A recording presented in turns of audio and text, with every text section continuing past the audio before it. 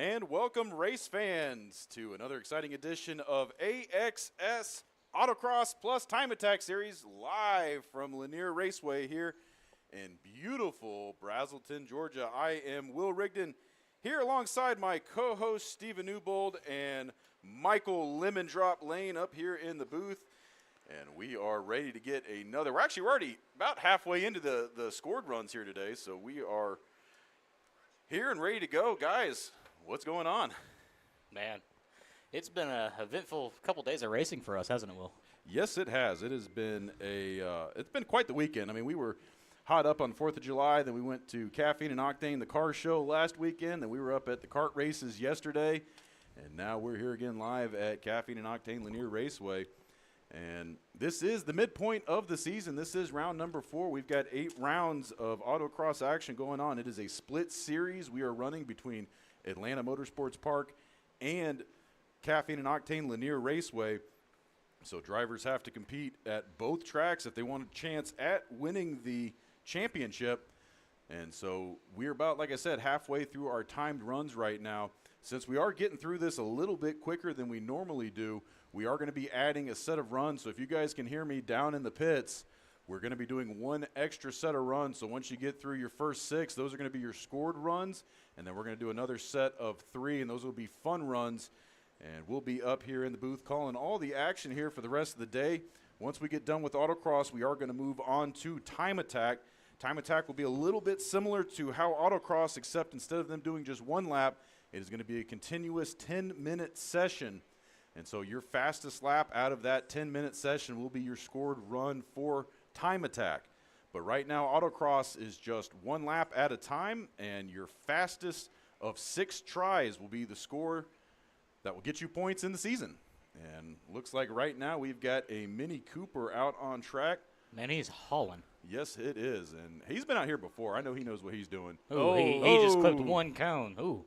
And he just announcer's curse. Yeah, Yep. right as we And the Mustang that just pulled out just clipped one as well. Well, it's it still looked like standing. I don't think he clipped it. I think he got the chalk line. No, he clipped it because it moved. He survived it, but that was close. And so we are also passive-aggressively calling penalties up here in the booth all day today because we have got the bird's eye view. So if you guys are listening to us downstairs, we will be calling the penalties up here. No bias at all, unless you're a Ford owner. Hey. All right, that's it. Headset's coming I'm off. done. Me and Will, middle of track, fist fight right after the show. Unless you drive a Toyota Corolla. For those of you that have been tuning in this season, me and Will go back and forth with our Corollas constantly. Are we ever going to get the Rolla 1v1? I mean, I was out there last time we were at Lanier. Yeah, and he chickened out. I totally left you with cold feet, Steve. You that did. That was my fault. It was yeah, you did. Me and Mitchell got out there and was let the Corolla eat, and that was fun. You know, 5 hours in the booth takes a lot out of you, Steve. And I don't know where you get your energy from. Man, I do this every weekend. It's not goody powders you're snorting, right? Yeah, we'll go with that. Got a headache. It's BC. I don't know how you do it because you're all over the place, Steve, with Liberty Racing Review, covering all the short track action here in the Southeast. And I guess y'all try to go nationwide, but right now we are actually going nationwide. My counterpart, Reed Scott Media. I know you're probably watching, buddy. You are the backbone of LRR. Without you, there's no way I could continue to do this. Yeah, Steve pretty much covers all the action up here in Georgia. Reed's down there in Alabama. Was he in Montgomery area? Yeah, he's in Montgomery. He lives in Prattville, but he'll claim Montgomery.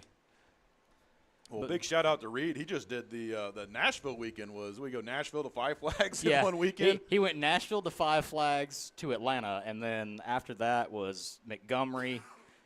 And then from Montgomery, he went back to Nashville for the North-South Series and the ASA Series, Southern Super Series. And now I think he's on his way home. So he's probably saying, thank God the weekend's over. Surprised he's not texting you. Where's my money, Steve? Actually, it's funny you say that because if you look right there, Reed Scott just sent me a message.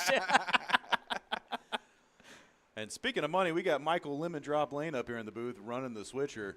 Michael Money. Well, Lemon Drop is we're a few seasons past that. I don't know. Maybe we can find. I know that's an old one. We need to find a new one. Maybe Michael Young Money Lane. I think Kyle Larson has that one.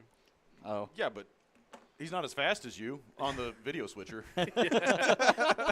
Maybe on the track. Yeah, Mikey normally gets a headset on the broadcast, but y'all can't listen to him because he's normally directing all the camera operators. But we gave him a headset up here in the booth today because he's hanging out. And, well, we're short on talent today, so we kind of need you to pull the weight. And short is right. Hey, speak for yourself. I'm over 6 foot. I'm not. And it looks like we've got a couple of – that's an S2000. That's a Miata down there that's about to take the line. It looks like an old Porsche behind the S2000. Well, that S2000 was out here last time, wasn't it? Yeah, that's Brad Turner. He's the shoe-in for the Autocross or for the Time Attack. He has won every single Time Attack right now. And I kind of gave him a call out at the drivers' meeting. I said, hey, someone's got to bring the competition here because him and Gage are both kind of running away with their respective division. Gage is the guy in that side-by-side, the one just laying down some absolute flyers out there. He is the one popping up on 2 wheels? Yes. But I have gotten word that we are going to get some more guys from Lunatic Racing. We'll be out here with us at Atlanta Motorsports Park next month for the August 18th edition of Autocross and Time Attack. And that's going to be a fun weekend because we've got the big amped-up event going on at Atlanta Motorsports Park. It's our, off-the-streets kind of community movement to give people a safe place to enjoy motorsports. And so it's going to be a really fun event. It's in partnership with the Dawson County Sheriff's Office. So if you want to actually get on track and run from the cops, you need to come see us on August 17th up at Atlanta Motorsports Park. We're going to have a huge drift/burnout pit where you can go shred some tires, show off for the crowd. You can go hop on track and do a little hot pursuit action running from the cops. We're also going to have some drag racing going on as well. So if you got some fat tires and want to lay down some eighth-mile runs, we're going to be doing that as well. We've got the Pro Drag Tree. It's really just going to be a fun community event. We did it last year. They did this cool SWAT takedown event with the sheriff's office right as it got dark. They were throwing flashbangs, had the dogs out there. It was really cool. And we had a lot of fun doing it. And so we decided to go ahead and do another one this year. And that's coming up in just under a month. But more importantly, it's the day before the next Autocross event. So if you want to make a weekend out of it, you can come hang out at Amped Up and then keep your trailer in your car there and come run with us at Autocross on that Sunday. So we're looking to have a fun month in August. But right now we're having a fun July. Been hot and heavy. I'm going to be happy for obviously I'm happy to be here today, but it'd be nice to take a break coming up here because we've been hitting the ground running hard since the start of this month. And, let me tell you, we had kart racing yesterday. We've got car racing coming up on August 3rd. We're going to be at Caffeine and Octane again on August 4th. So hopefully you're not getting tired of us. We are here to stay. Yes, we are here to entertain you. Let the memes begin. So Speaking of memes, that Miata just about took out that cone right there, but he managed to keep it straight. Kept it on course, and here goes Brad Turner out right Completely now. slideways through there. I don't know if you saw that. He is, I think when they hit that chalk line, they get a little loose coming out of there. I imagine it doesn't affect the tires too hard, but if you haven't been down there yet today, it is hot on track, and I imagine it is getting greasy down there. Those tires are not sticking like they probably normally would.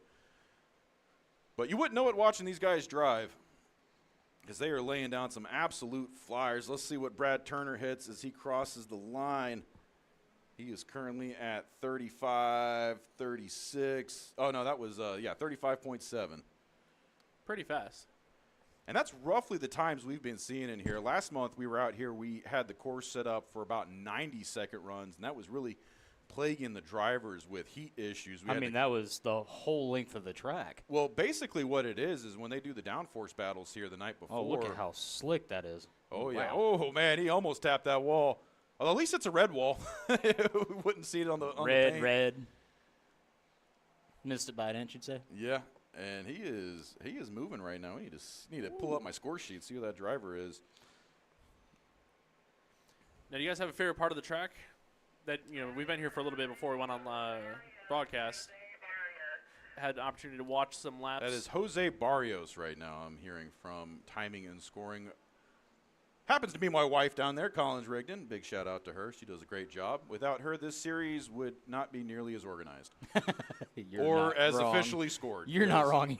I am very distractible. That's why I'm up here in the booth. Ooh, pretty car, and I would totally miss people going past. ADHD. Yeah. Speaking of, we've got debris coming out of that last corner. Oh, he's can't tell coming what it real is. slow. I can't tell what that is, but there's multiple pieces of debris. Hopefully that didn't come off the S2000 there of Brad Turner. Yeah, you can see it right there directly across from the start-finish line, or from the finish line a little up the hill, basically the entry of turn 3 on the big course. And let's see if that affects this Porsche as he's making his way through there right now. It's not directly in the driver's line, but it's just to the right of the driver's line. Yeah, I can kind of see that out there. Let me see. I got that new ×5 zoom on my iPhone. Let's see if we can get in there and Yeah, it's bright and shiny. Really get in there. I think that's going to be a big pixel. That looks like a can rolling down. That's moving right now. What is that, Ethan? Can you zoom It's in? the I don't know if you Campbell's can see that. commercial. That's what it is. No, it's all the way over there by the. Yeah, I see Cody's walking over there right now. Yeah, he's looking at it. I think he's got visual on it. Yeah, Cody, let us know what that is. Is that a can of like Orange Crush? Miller Lite. Maybe. Hopefully not this early. Not on a Sunday, Steve. Hey, it's 12:30. I think it is a soda can. Yeah. A soda can? Is it? Take a drink. Yeah, is it full? Is it? Yeah, chug it, slam Yeah! it. Yeah. Because Stone Cold said so. At the family function. Stone Cold Cody Austin out there. Beer swelling. Man, it is really hot today. It's been really hot all month. Yeah. Yeah. Oh, my Dew favorite. Code It was Red. a Mountain Dew Code Red. Confirmation, Mountain Dew Code Red. Man, a Code Red would be Yeah, perfect right now. you know, we were heckling people at Caffeine and Octane last week to bring us ducks because it was Jeep week. I think this month we'll be heckling people to bring us cold beverages up here in the booth. Any cold beverage. Yes, well, we got a whole cooler of cold waters up here, so Yeah. don't worry, we're fine without intervention. But Do we need intervention? Is it that early? well, yeah, no, Mikey, Steve, Yeah. we brought you here today. yeah. The reason we're all gathered here, Steve. Oh, man, I knew this was going to happen. That's how all those videos go every time you watch one of them. Hey guys, what's up? Well, we're glad you're here, Steve. Well, this is a PG-13 broadcast, so. You might have a driving problem, Steve. A driving You calling me out, Will? Are you calling me out, brother? You've been going to too many events. Yeah.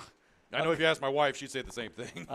My wife would definitely say the same thing. I've probably and I know it's not Mother's Day this month, but big shout out to all the women in motorsports out there that let us guys come hang out at the track and big shout out to my wife Ariel. Thank you, babe, for complete negligent, degenerate husbands. Yeah. Spend all our weekends at the racetrack.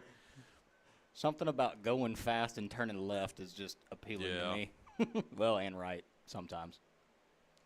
And we have got, looks like, is that an S2000 on track right now? We got that That's Supra we're looking at on camera right now. I've been assured that there's going to be wheel spin on camera here. Is that a Supra? Is that a Supra, bro? Is it a Supra? Ah, there it is. He's hard launching that thing. Let's see. You mean a BMW, right?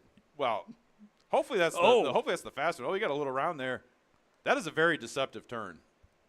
Yeah, you'd think that would be kind of simple just from looking at it. Well, the goal is to try and bleed speed. The thing with autocross is you don't want these guys out here doing triple digits because these are street cars. These are not caged. You got to keep them a little bit in check. That's why we'll put, chicanes. We put some S's, anything to kind of bleed speed down in certain areas of the track so they don't get too hard. Whoa. A little bobble right there. And that's also a pretty tricky part, too, because you're in a braking zone coming off the banking. Hey, what's the banking degree here? I don't even remember what A Lanier's lot. is. It's steep. I mean, it's not super steep. It's not like Daytona levels, but it's enough that you can get moving in a Short street track car. steep? Yes. Hey, that's your nickname, short track Steve. Short track Steve. I can't say that. That's Steve? not gonna fly. Yeah, save that 5 times fast. Steve. I still like Big Steve. Big Steve. And so it looks like this is a VW Golf we got out there. That's always a fun car. I wonder if that's not Cody out there. No, that's what Cody drives. I know he's a big fan of the VWs, the superior driving vehicle. And they are waiting for this final car to get done before they re-release the grid right now. Hey, look at that Supra. And there he goes again. Let's see if that Supra can keep it between. Well, he kept it between the lines. He was just getting a little little drift happy there. Isn't Keeping It Between the Lines like a PBS broadcast show from like the early 90s? Well, it's PBS, so we shouldn't get kicked off air for No, that. we shouldn't. We're always joking about copyrighted material and quoting things that gets us kicked off air, but we've been pretty good. The most egregious thing we ever did was I played the wrong national anthem before the start of a race. We got kicked off. Yeah, we did the entire 5-hour broadcast muted. Didn't realize it, but you live, okay. you learn, you laugh. You don't play the wrong Star Spangled Banners. Were you about to do Live, Laugh, Love? Maybe. I was like, actually about you to start live, singing the Star Spangled you Banner laugh. here, so we don't. You love motorsports. You don't get you don't get 3 strikes on Facebook. 1, 2, 3 strikes. No, you're not out. even 3 strikes. You end up On the zucked old- in Zucker jail. Don't say that too fast. yeah, say that again 5 times real fast. Get zucked. hey, Will, you see what I'm seeing lining up coming out? What do we got? Big Wangs. Oh, Big Wang Gang coming out. Oh, we got 2 Big Wangs coming out. Two Big Wangs. Let's be a first from no. Man, it's already early. We already making I these know. jokes. Bro, There's my wang's bigger than your wang. Yeah, I wonder what they talk about in the pits. Like, My daddy's truck bigger than your daddy's truck. I mean, it's at least plus 5 horsepower. Yeah. It's gotta downforce. It's gotta Downforce. be. Have they got any stickers? That would be more, right? Yeah. Was I it, think it what's would. the ratio? Plus 2, plus 3 per? Yeah, it's 2 1/4 per. I know that big Dale sticker on the side of my Suburban adds at Least 3 for Dale. Yeah. Yeah. Well, that Three. was always the joke with people who like build PCs. They get the manufacturer stickers that come with the graphics card. Adds frames. So I I'd think imagine the that's same thing. every single RGB Yeah. color diode on there. They're We should great. ask Connor about that because he had to deal with my color vomit computer last night. What's Yeah. color? Also, your cats. I forget you can't see. Green is brown, and brown is brown, and gray, and yellow And Steve, is. you wanna race? How are you gonna see what flag is what? Man, all I know is I'm not lifting till I see God of the checkered flag. Okay. Or all the corner marshers chasing you. Yeah, Look, they're gonna be like I'm driving Steve. like it's Weber Valley Speedway, and I'm in a bang race. I'm like, Steve, why didn't you stop? We were waving the yellow and then the black. Like I thought it was green. I thought every time I seen a flag, that means go. We were waving at you, Steve. I thought they were fans. I thought this right here meant go faster. They were just waving me around. Yeah, did you not see that it said, corner marshal? It's like, I thought it was weird. Their name was Marshall, all of them, but Connor Marshall. Connor Marshall. Hey, we're up in the country. I don't judge. Yeah. I got 4 brothers. They're all named Steve. Steve, actually. Steve Ben. And Clark. Steve, Steb Steb. and Steb in. Or Stefan. Or just be all like 3 spellings of Steven. Oh, God. Okay, that's like the worst thing ever. Just those of you at home that, are also named Steven. You ever remember, like, when you're in elementary school and there's, like, 6 Stevens in one class and they're all spelled different? Yeah, I remember that. I was talking about the people that are in the comments right now, but okay. Oh, okay. That works. Yeah. So if your name's Steve, comment. Comment. We're going to see how many share. Steves We're gonna we see can how many get. Steves we can round up. And speaking of rounding up, we got this Mustang out on track, just about to finish up his run. Let's see what time he's got here. Nobody's really punching it through that last little bit on the finish line. Only a couple people have really Well, they literally- put that hard 90 there, which is really good to slow them down. And we had that unfortunate incident after the last one because the way we had the chicane set up, they were punching it through the finish line, and with the track being so hot and greasy, the back ends were coming out. And I think that might have scared a couple people on this run because they were definitely getting squirrely last month. Is this a Honda? What is this? Yeah, if you've got it, go ahead and run it down for us. So right now we have Lanier, who's in a Tesla Model 3 with a 33.967. Then next we have Gage Derrick in the Can-Am with 35.513. And then in third right now we have Brad Turner with a Honda S2000 with 35.766. Oh, so those are our FTDs right now. Who'd you say was in first? Model 3 driver, Harry Mulaney. Oh, we got Harry Mulaney in that Tesla model. That makes sense. The Tesla's out there. I wonder if there's any relation to John Mulaney, like the comedian. You guys know who I'm talking about? Oh, maybe come up here and tell us. I don't know. We'll get him up in the booth. That'd be kind of cool. John Mulaney's a great guy. It makes sense that Tesla's the fastest. He was whipping it. Yeah, he was. Also, that side by side. Holy crap! He up on one wheel coming through that little dip that you're seeing the last car come through right there with the one with the big wang. Oh, he got a little squirrely there. The S2000 coming out. Yeah, one wheel is not enough to drive around anywhere. You really need 4 wheels. 4 wheels and an engine. Ah, Turning left, turning right. I mean, if you're always turning one direction, you can stay on 2 wheels mostly, Yeah. unless you're a motorcycle. Cars need 4 wheels. No. Yes. Well, I mean, But who decided on just 4? Why not 5? Why not 6? Why not 8? Actually, technically, most cars have 5 wheels. Yeah, Only 'cause there's 4 a of them spare. touch the ground. There's a spare. There's always 1 wheel in the air. What about the steering wheel? Oh, 5. We're up to that's 6. Yeah, so that's why cars have 6 wheels. Well, actually, volume knob. no, That's another one. What about those ones they do the driver tests in, where they've got the wheel on the other side? Oh yeah. Oh. Yeah, you talk about the stupid driver's ed course things you got to do. Yeah. Well, really, we're talking about Is this a the giant difference between a conspiracy wheel on and wheels? yeah, I think so. Oh Lord. Who's our tire sponsor for today? Yeah. No. This is a conspiracy by Big Wheel. Yeah, Big wheels. No, the big wheel. That's what it is. That's the tire conspiracy. no, I'm Big Will. Oh. I No, thought your oh, dad was oh. Big Will. No, he's Big Bill. Big Bill. Oh God. Oh, God. I'm so confused. Anyways, we're at a racetrack. Yeah, we're here covering some autocross action right now. I know we've already run out of stand-up routine, so it's We haven't ran out quite yet, but we're getting there. We're pretty close. we got done after Caffeine and Octane, and Oh my God. they literally laid in the booth right next to us. Was like, how do you guys talk for that long? I said, I don't know. Ask my wife. She's the one that has to deal with it. Oh, Ooh, we're getting yeah. fancy You did tell me you stuff. were gonna have some Honda swag. That's Ooh, awesome. Awesome. There was somebody up here last time that nicknamed me Stickers. That might have been. No, that might have been me. That Sounds might have like- been that sounds Steve. like Steve. That sounds like me. I'd Oh do heck that. yeah! Oh heck yeah. You This slap is- that all over your Toyota. Yeah, no, this is gonna go on my. Thank you. I gotta figure out which one I need to cover up because I got IMSA, SRI, racing radios, 5-star race car bodies, the Caffeine and Octane Fest from last year when we were here. Oh, sick. Oh, dude, we're getting all kinds of stuff up here. God, sometimes it's great to be an announcer. Where were you at Caffeine and Octane? We had an entire group of Jeep owners, and we got 3 ducks. That was it. 3. And we've already Out gotten of- more swag.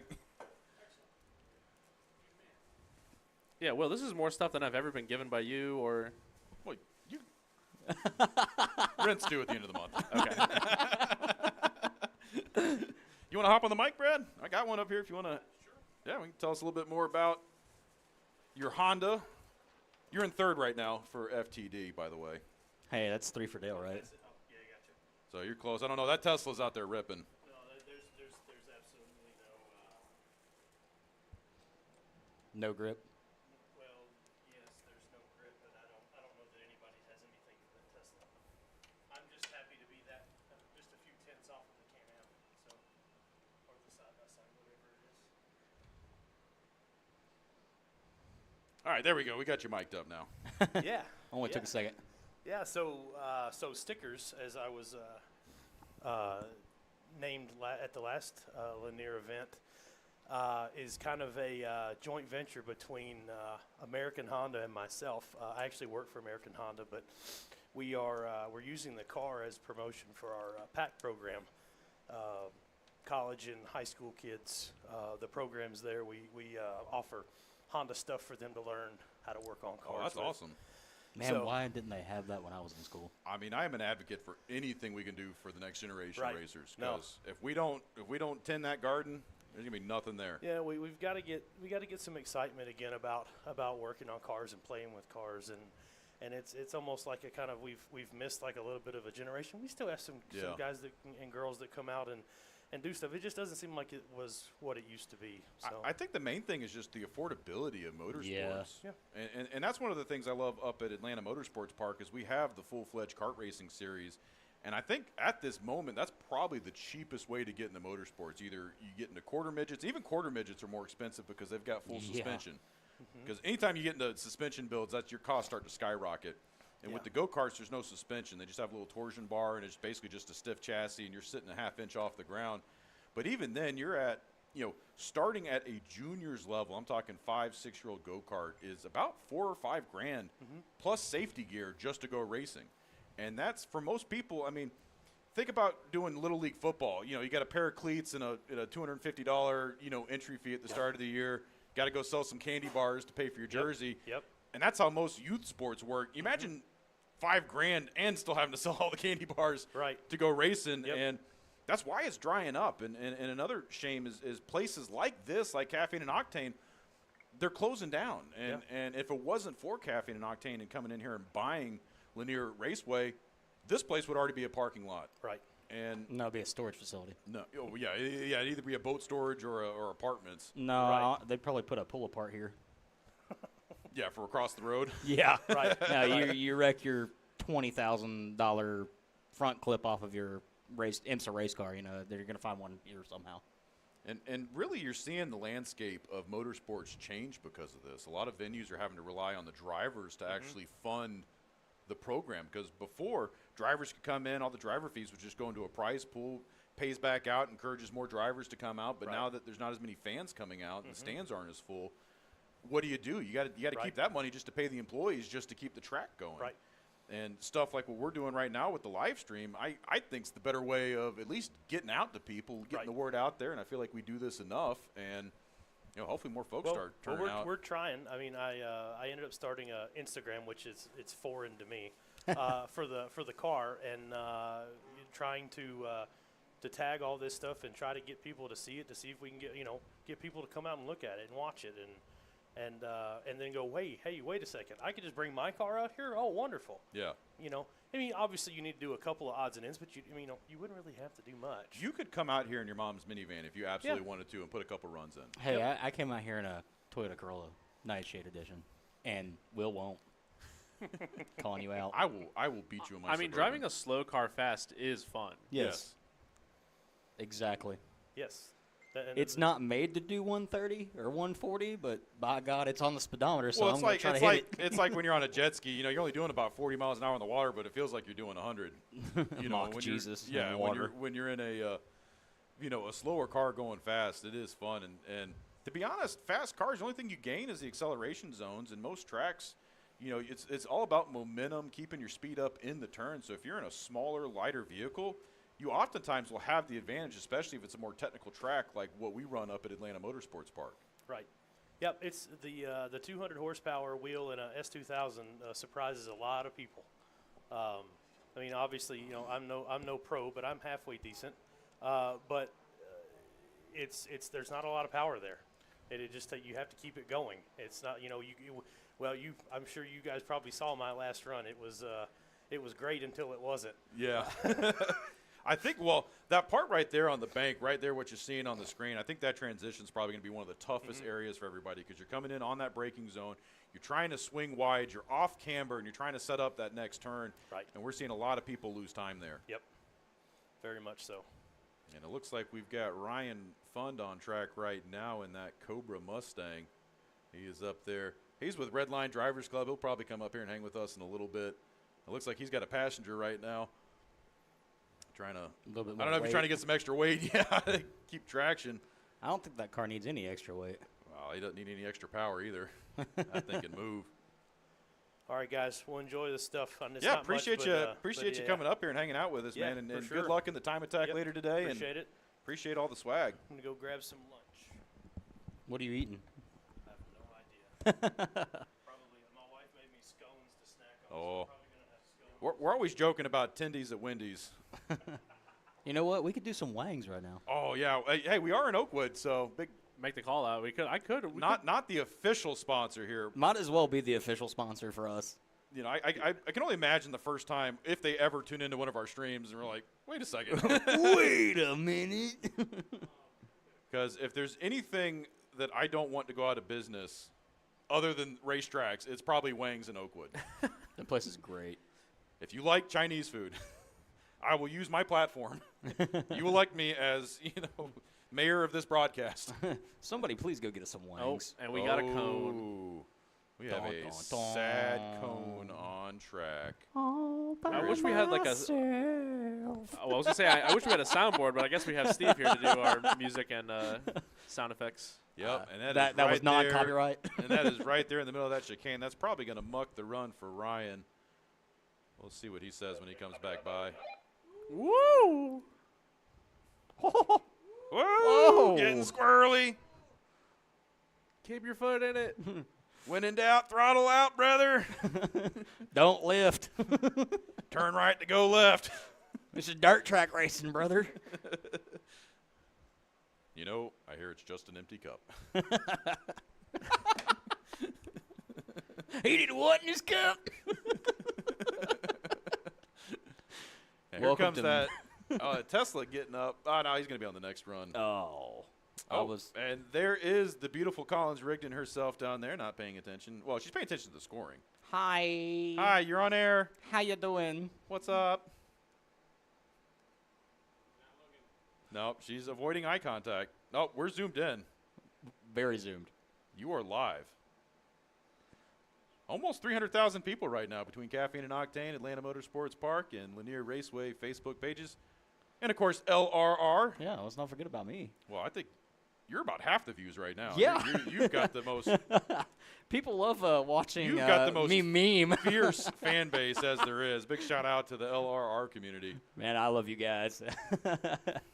And a big shout out just to the car community in general. We love being in the South, in the Southeast. Atlanta's a great place for just car culture, car everything, really. We've got, 3 road courses here? Technically Ooh, 4. we got if a you count cone this knocked one. over. Uh-oh.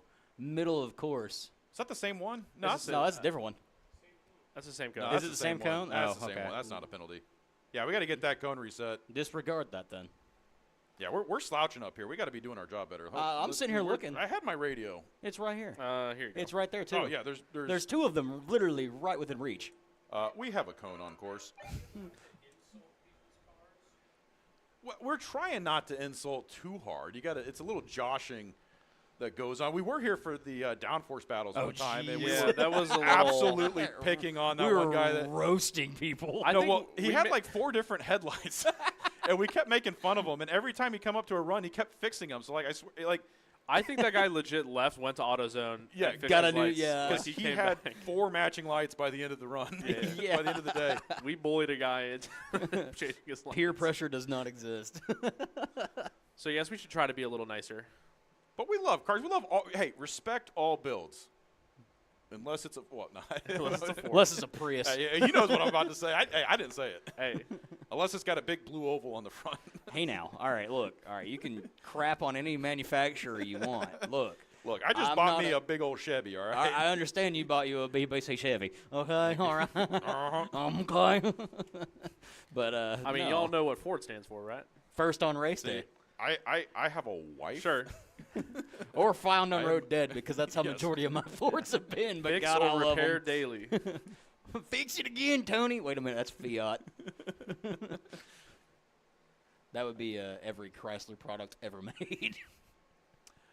Yeah, I have owned a couple of those, and yeah, they spend more time in the dealership. let me just tell you, Jeep stands for just empty every pocket, and I will live by But that. there is a certain smile that a Mopar product will put on your face that no Ford will ever put on your face. Also, there's a level of depression that you get from well, owning yeah, one of there's- them.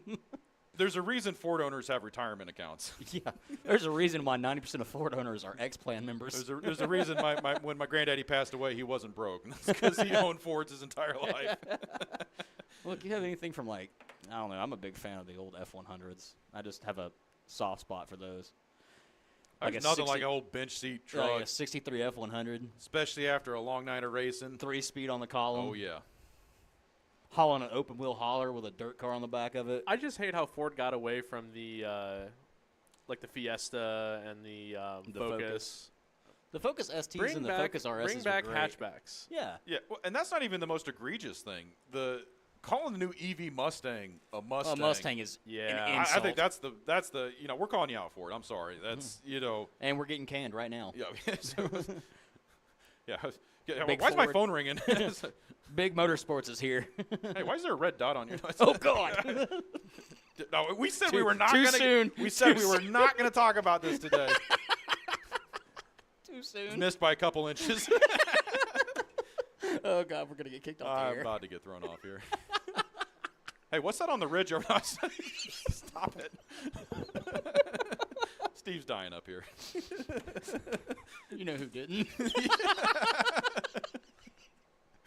Oh. USA. Sorry. We promised ourselves we It wouldn't was going to be a very apolitical show today.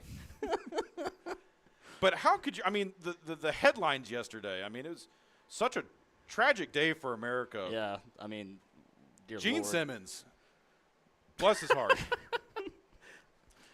I gained 5 pounds after I heard that news because I lost the motivation to keep working on my summer body, and RIP to the GOAT of workout videos.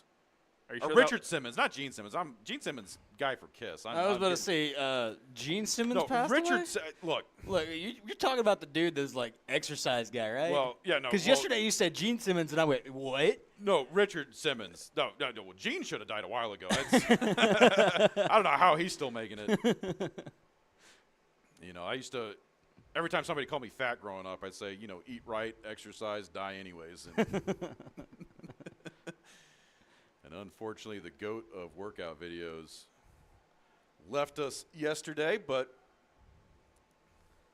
we all made it home. We had a long day at the track over at Atlanta Motorsports Park. Yeah, it was a long day. That was 7 hours of go-kart streaming, although it was quite exciting. We had some really close races. The go-kart track was absolutely hopping yesterday. And the LO20 Seniors of Mayhem, yeah, if you ever want a fun division to get into. We need to push the shifter division as well. That's Yeah, we another- had I was talking to Oz after the race. And I was just profusely thanking him for for keeping that class going. If you ever want to see some fun, come out and check the shifter carts. Those things are unnaturally fast. We've actually had a couple of them here in the AXS series because we've got some members that'll bring them out when we're running up at AMP. And we don't classify them in anything because it's pretty much cheating if you get out here in a shifter cart. I think our FTD that day for a car was 43, 44 seconds, and the shifter was out there doing 36s. So not even a fair fight. You're talking a 350-pound go-kart making about 52 horsepower. Whoa! Barely missed that cone. I don't know how he missed that cone. Magic. That's that's some Miata muscle. There he goes. Oh! Completely sideways through there. Yeah, he's getting around. Stay in it, stay in it, stay in it. Yeah, that's what we like. Ooh, the fast hands on the steering wheel. You can see through the window. So are we going to go with sideways or slideways? Slideways. Well, I this think is the house of drift. Yeah. Uh-oh. Cue the Darth Vader music. Here comes. There you go. He's the one to That's beat probably right now. copyright Here comes infringement that right there. Tesla. Let's throw that time up real quick. I want to see what he's running.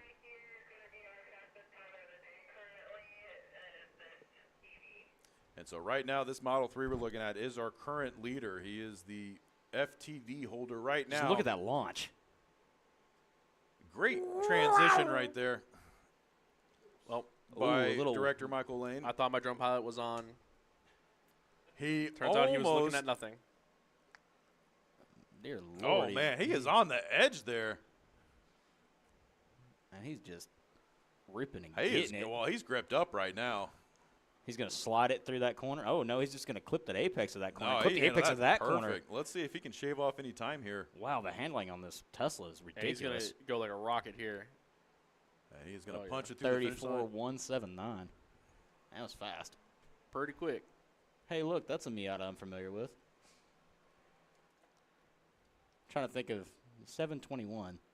He's up at AMP, isn't he, Mikey? It looks very familiar. At least that paint scheme does. I'm pretty sure he's up at Atlanta Motorsports Park a lot. I don't even. What would you call this paint scheme? Is it camo? Color Explosion. I don't know what I'd call Like it. peas and carrots. Yeah, peas and carrots. Here goes that Tesla again, just firing off. Oh, I don't know if I could say firing off. Maybe like the battery. That's actually revving up. one of our contestants, Roger Bryant. That's his old car. He actually sold it at the last event to a guy coming up to compete, and I guess he enjoyed the car. Oh man, hitting the line right there. I thought he smoked the tires. It's like, Yeah. how do you do that on some on a Miata? Yeah, sometimes they go through this chalk and it makes it look like they're locking up. And keeping it clean through the course so far, hasn't clipped any cones yet. Tesla just That was finished pretty up. fast. That was in the 33s. Oh dang, yeah, That he was- lobbed off some more time there. That's probably your new FTD right there. The 33.9 something. I didn't catch all of it. So what are we gonna call this Miata? I love this wrap. So we're trying to come up with a name. I said peas and carrots. Oh, through the barriers! And he takes the course out. Oh, we're gonna have to hold on to there. That's gonna muck the run behind him. Oh yeah, let's see what happens. I again. really That was hope gonna he come up sees here. it. Yeah, because that Beamer is a little nice. Let's see. He's gonna be a little confused here. Oh, and he gets through. He clears it. He clears it. Let's see if he gets this time. Oh, that'd be wild if he actually shaved. Shaves any time off of that. Yeah, that's gonna be a hold. Everybody, we're in a hold. And we have got our intrepid track manager down there, Cody, running to get the course fixed. Hi, Cody. You do a great job, buddy. We love you. We appreciate you. Without you, this wouldn't exist. For he's a jolly good fellow. Yeah, without you, we'd just be three idiots up here on the mic. We still are just three. Three. You said it. And look at the strength. He just one-handed that entire. Yeah, folks, for those that don't know, those each link is 200 pounds. So he just pulled 1,500 pounds of weight. Give us a flex. Come on, you're on camera. Yeah. All natural, too. No steroids. Yeah. It's just very strict. Eats only chicken. Whole milk. Whole milk and chickens is He his drinks- entire diet. 3 gallons of whole milk A day. a day. Almost every other One hour. for each meal. Yeah. His nickname's Wisconsin for how much cheese he produces. Oh. Produces. Oh, 3 gallons of milk a day. Where you think it's going? I just produces not. I mean, for me, I'm lactose intolerant, so I'm colorblind and lactose intolerant. It doesn't get much worse. I still eat it anyways. Yeah, and you spend most of your time in racetrack bathrooms. I do. You had an entire like McFrappe, like a large frappuccino for.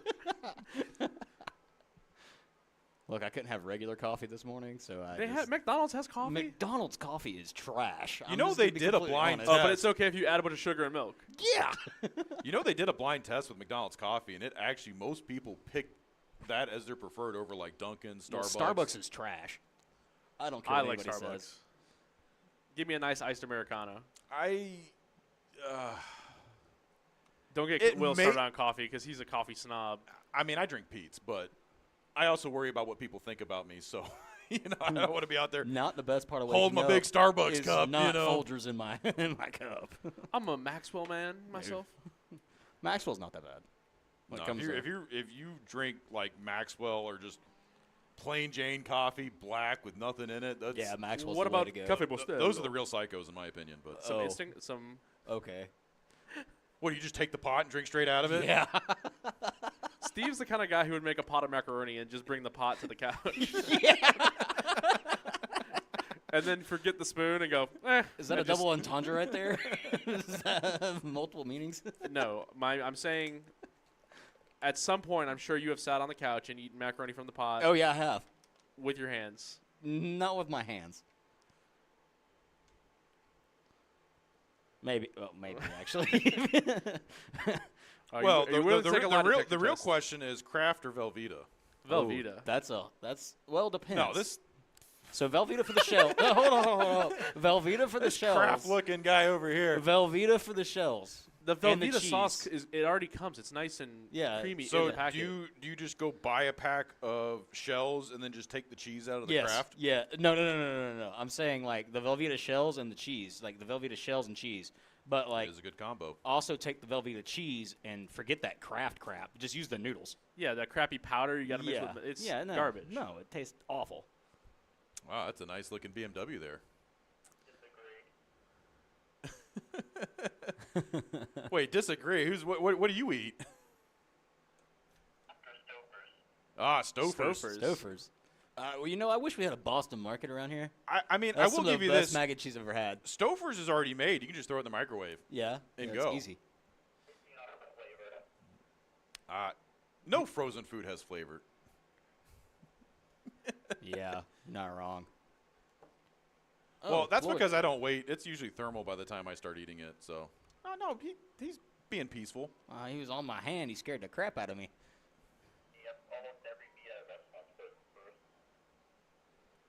That is our cameraman Ethan Denny right now. Ethan Stouffer's Denny.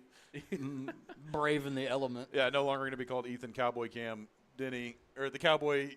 Macaroni in the pot. That's some Ethan Denny. Or no, macaroni in the frozen pan. Mac and cheesy. It's so easy. With It Will ain't Jeezy. easy. Oh. Steve, drop a beat. No. And now we're down to one viewer on the live stream. It's probably higher now than it has ever and been. that's actually ourself on my phone. Well, would you looky there? Let's just take a gander here. Oh no, we got about 20 people now watching. here's a car, gentlemen. This is an LS swapped, I believe, 3 Series. E36. You know, I've never quite understood why there's been a surge of LS swaps and everything. I know it's cheaper. And I'll say this: as a BMW driver, I detest this. monstrosity. Back to my original Ford arguments. You're taking the greatest inline six ever made and putting this Mopar piece of junk. It's not Mopar. It's Whatever. Whatever it's a manufacturer. LS. It's a Chevy block. Is Chevy. Is it small or is it a big block? Big block saver. I'm gonna out myself and say I don't know.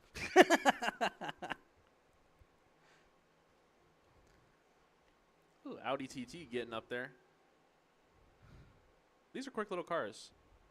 Oh, those Audis will get on it, especially the newer ones. I don't know if you guys have looked These at are the really good comments. track cars too. Yes. The LRR comments are great. Anyone weighing in on the mac and cheese debate? Not at the moment, but there are a lot of them saying, "Oh my God, it's the ghost of Steve." And that is Dante Tomlinson in the BMW. And that is a 1995 325i with an LS swap in there. It sounds good when he gets off the line. You know, that's something we don't have. We don't have any sound piped in. No, We I need a tried. crank it up segment. I tried doing that, and we kept getting feedback because the closest access hatch I got is right next to the giant speaker. And I figured everybody trackside rather listen to us harp because they can already hear the noise. But I know you guys at home, all you get is us. But you get to Yeah. watch on your screen. You get to see what's going on right now. Hold up. There we go. We got our. There we go. And you just cracked everybody's speakers. I did my job. 14. Just like that Miata cracked the barricade earlier. They are serious about those barricades. If you guys can hear us trackside, don't hit them. hit it. They won't let you leave till you pay for it. Mr. President. They hit the barrier. Apolitical today, Steve. Cars hit the barricade, sir. Sir, Another car's hit the barricade. a second Miata has hit the barricade. The same Miata. They hit the barricade. They hit the barricade. Oh, boy. Yeah, we're starting to run out of material here. No, we're just kidding. And I believe that is Michael Guest down there in the Audi TTS right now. His current fast time is a 37.584. And let's see what Tomlinson does as he's making his way around the track. Right now, his fast time is a 36.689. Both these cars are in the heavy division. The way we do the scoring here is it's by weight and by horsepower. So I've got maybe a tenth of a horsepower and a lot of weight. So for the light division, you have to be over 2,000 pounds or 2,200 pounds and under 225 horsepower. For the heavy division, you have to be over 3,000 pounds and under, I believe it's 475 horsepower. And that's kind of the way we can keep these guys, get a little bit of parity here, and then anything else just falls into the outlaw class, and anything with an electric motor falls into the EV class. You know, I just realized something that I have not really looked into. Today, LRR is officially a year old. Oh, congratulations. Like our Facebook pages and everything, I think is officially a year old because I'm getting notifications that are like saying, hey, like anniversary followers and stuff are liking your stuff. So I'm assuming that today is our 1 year of existence. Nice. To our tens of fans what's the joke? We've got thousands, actually. Yeah, y'all have actually done pretty good. The growth that y'all have had, I mean, that's a testament to the amount of coverage y'all are giving and just the boots on the ground approach and the work y'all are putting in. Thanks, Reed. Now, what is this? Now, this is Lori Gray in her Sprite. You know, a good Sprite would be good right now. Is the concession stands open? Actually, it's an Austin Healey Sprite, 1960. Now, I was talking to her before the race, and she said she was having some fuel troubles. But I said, all you got to do is just cross the stripe, and you'll get some points for today. So we're going to see how well she does here on this run. I just love looking at the front of this car because it's always smiling at you. Like, that car just looks happy to be on track. You know, it reminds like, me of you ever those seen those creepy, like... No, you ever seen those doodles of, like, the chickens, and they doodle arms on them? Like, someone Yeah. should do that with this car. I believe she said it only has, it's like 70 horsepower. Well, or maybe it was like 60. I think she's just going to try and make it around so she can get points. I mean, quicker than I could run the track, so I can't. I mean, yeah, you. I can run it pretty fast if I cut through all the cones. Yeah, but you'll get a penalty for cutting the course. But I'll do it so fast that it will. You won't even notice. You won't notice. But big shout out to them. They're always bringing 2 or 3 drivers. The whole Gray clan comes out and races with us. They got a couple newer cars they run. They like to trade drivers and trade cars. It's always fun getting to talk to them trackside. And she's doing pretty good right now. Her top finish, she actually got 3rd in Outlaw during our first event of the year. So she has already gotten a podium for the year. And look at that. She is getting through there. Under a minute? Yes. It's still quicker than I could probably do it in my Suburban. You know, I kind of want to see that. All if you right, wanna be hey, she completely made it honest. back. She made it back around. She's gonna go for another one. 55.9. She said they were working on it down there. So I said, you know, there's an AutoZone right down the road. But yeah, one of the big things that I know they love about the new layout at AMP is we launch them straight downhill. Mm-hmm. Oh, guys, we've got another Steven in the chat. Uh-oh. Do we get it? Steve commented? Steven commented that he was saying the 3 cars are keeping it interesting, but our commentary is what they're preferring. Yeah, we're they're here for loving it. We are definitely having a good time, Steve. Yeah, it's like Hooters. You know, the food's all right. We're just here for the. Where your waitresses up here in the booth? Is that the? We're like the Twin Peaks version of Hooters. Ah, we're better. Oh, I thought. But the food's like still the ugly trash. coyote. I thought you were gonna say only bikers are into us.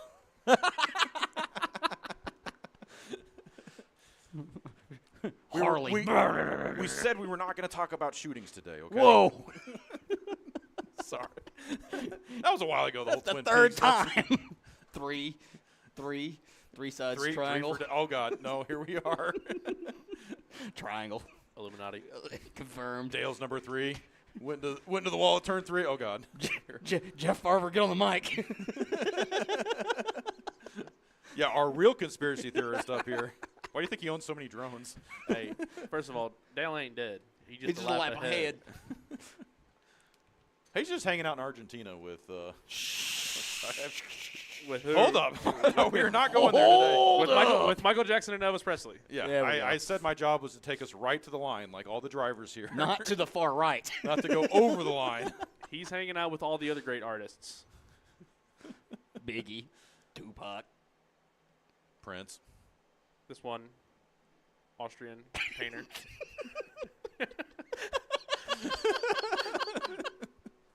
Oh God. You know, They're really going to start making us submit a script before we do this for approval. 3 That's the and a last half time I'm gonna hours pull you off of there. meme and cast. Check. I think the people out here are having a good time. They seem to be laughing every time we make a joke. I don't know. They keep moving umbrellas to hide their faces. So I don't know. They have earplugs in. they're probably like, yeah, he gave us a thumbs up. I'll Yeah, take it. you probably make good money selling earplugs down there. $14.50. It's like, yeah, for those tracks that want to listen to us, we appreciate it. And if not, we're selling earplugs, $10 a pop. And if we're not loud enough, we actually are on the FM right now, so 88.7 FM. If you want to tune in and listen to all the commentary, especially while you're on course. Yeah, that'd be awesome if you could turn the Yeah, radio yeah. on. Turn your radio on while we're on course, or when you're on course, and we'll sit here and roast you the entire time. Yeah, let's do a roast me A segment. live Yeah, roast. We need to figure out a way, like, get some racer's tape, put a big red X on the top of your car to know that you want us to. Yeah, you're open to the roast. Yeah, that needs to be what we do. Yeah, I mean, it's hot. I mean, it's really hot, so you're roasting regardless. So, I mean, might as well Yeah. take it a step further. And speaking of roasting, we got Cody and Collins down there under the tent, holding it down without, You know, like I said, I without just them. realized that Cody is wearing pants and a long sleeve shirt.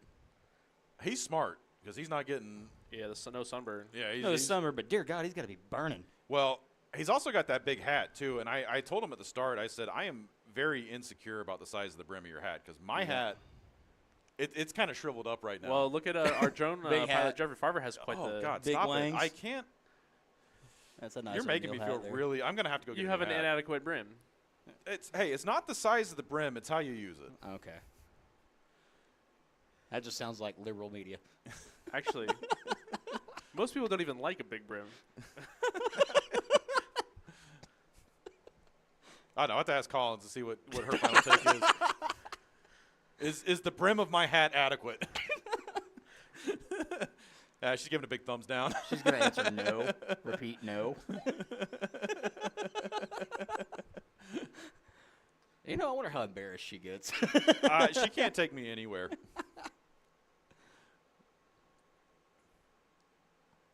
And Lori, I think, refusing to leave track right now. She's just like, it's running. I'm going to get all my runs in. I mean, sometimes that's how it is when you work on a car. Green You're like, I don't know what I I did. can't turn it back off. Nobody touch anything. Yeah, I can't turn it back on. I think she's literally going to pull off track and just keep driving home. Yeah, she's like, I can't let it fall below $3,000. Got to keep the revs up. it's like Actually, no, she came here on a trailer, so she'll be all right. You bring it on a trailer. You live in a trailer. No. Two different things. That would be the way to do it. You live in a trailer and have just tons The of nice greatest cars race car outside. ever. Yeah, Have you your whole seen the collection. meme where it's got like the Veyron, Well, the what? the Bugatti Veyron, and it's like a oh single yes, wide it's trailer? literally in a trailer park. Just like, Yeah, it's underneath a tent. I mean, basically. if I were to win the lottery, I've always said this for years. If I were to win the lottery, I would buy an entire trailer park. I'd Oh, buy a here we go. racetrack. I would. Well, actually, no. I would build an entire trailer park. So I'd build an entire underground compound, and then put a whole bunch of dirt on top of it. Build an entire trailer park on top of it. I would have my little single wide unit with just the shabbiest one car garage, but there'd be a car lift in it. Yeah. And every day I would just take a new car out of the garage and just leave everybody baffled. Like I would hire a shell company to be the management for the trailer park. No one would have any idea. Anybody want to go for a ride? Do you want to go for a ride? I'm good. You want to go for a ride? We need a mic on that. I'll go for a ride. Yeah, you can head down there. I'll switch. Here. I'll take Mikey for a spin. Is this working? I don't have I a don't think plug the in. mic will- Actually, yeah, we could plug in the wireless. That would be kind of fun. check. You bring your radio with you. You could set the radio in the car. Yeah, let's get this wireless hooked up. All That'd right. be kind of fun. Yeah. All right, Steve, take it away. You're solo. All right, I'm solo. Oh dear Lord. Wait, where did we put that thing? I don't know believe what we we put did it away. anything with. Anyways, guys, we're watching this. This is Red Miata out here, just kind of cruising. Man, it's been interesting. I know there's nobody else. Oh, Mikey's still on the mic with me. I'm still here. Oh, you're still here? I ain't going nowhere. Well, in a second I am. Oh yeah, and then it's gonna be me and Will up here, and you down there. I just want to say shout out. These Honda This thing's water bottles are very kick. nice. Arse. These things are great. oh, they're made in China. Well, I mean, it kind of makes sense. Honda. You know, those are that's ju- Japanese. yeah, okay, not even the same. Close enough. You know, is there a sticker inside this? Oh, no. It's just instructions on how to use a water bottle. Yeah. How difficult is that? These are actually pretty cool, though. I wish we had a camera on this. These are great. Yeah, go up to the front of the line too. So. Are we heading now? If you want to wait, he'll go down there. Oh boy, Mikey, what do we got planned for the rest of the weekend? You got anything planned? Well, it's already Sunday, Yeah. and we're probably not going to get out of here till at least the evening. So probably just rest. Nice. Probably got to do dishes and laundry and adult stuff. That sucks. Yeah.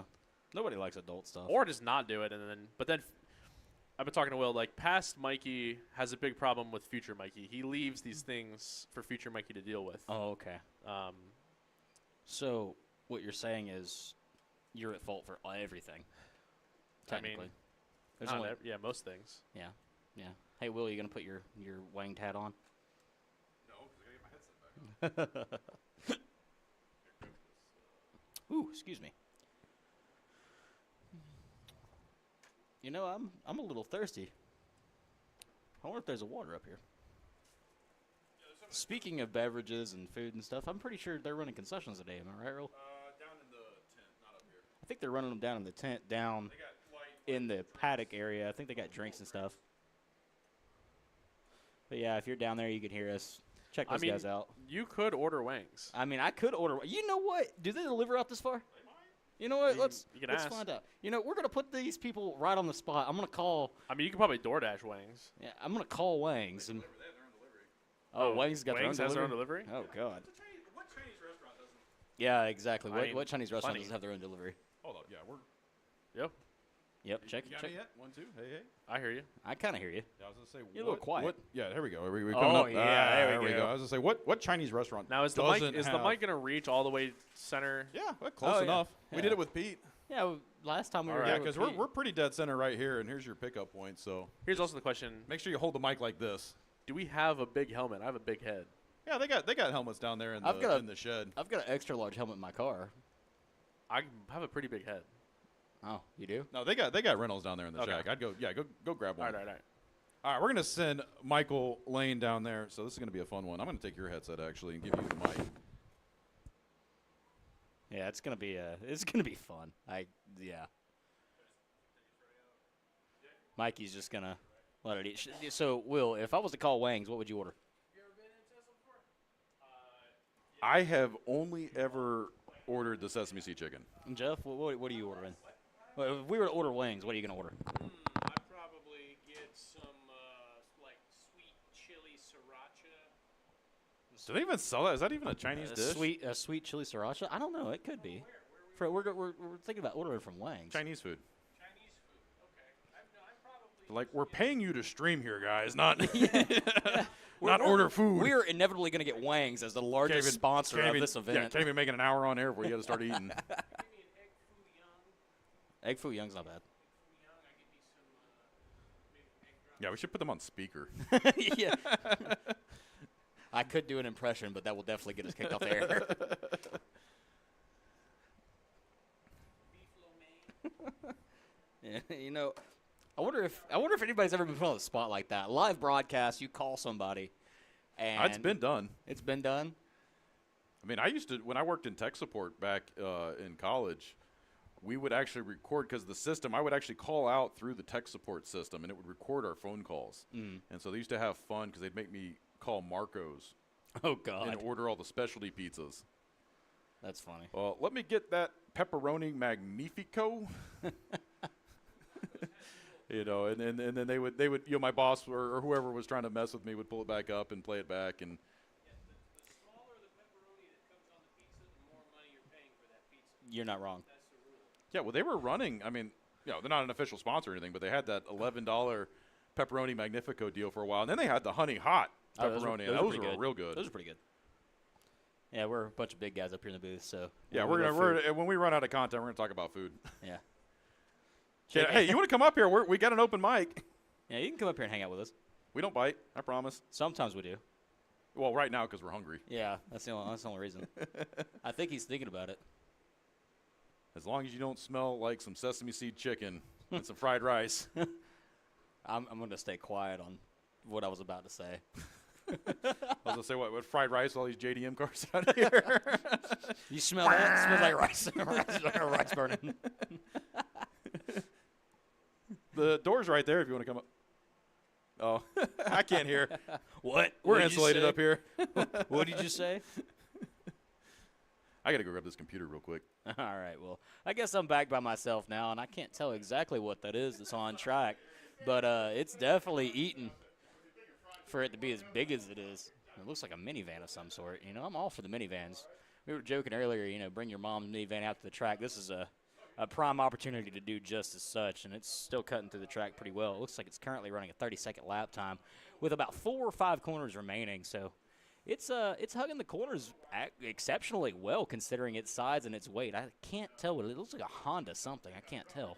But anyways, just crossed the finish line with a 42.893. I'm not exactly sure where that puts that, but that Supra was hot on its tail because the Supra's almost done too, and it's at a 32-second lap time currently. So it's probably going to finish about 38 if I had to guess when he crosses the line. Let's find out. Oh, boy, I was way off. That's a 40.324.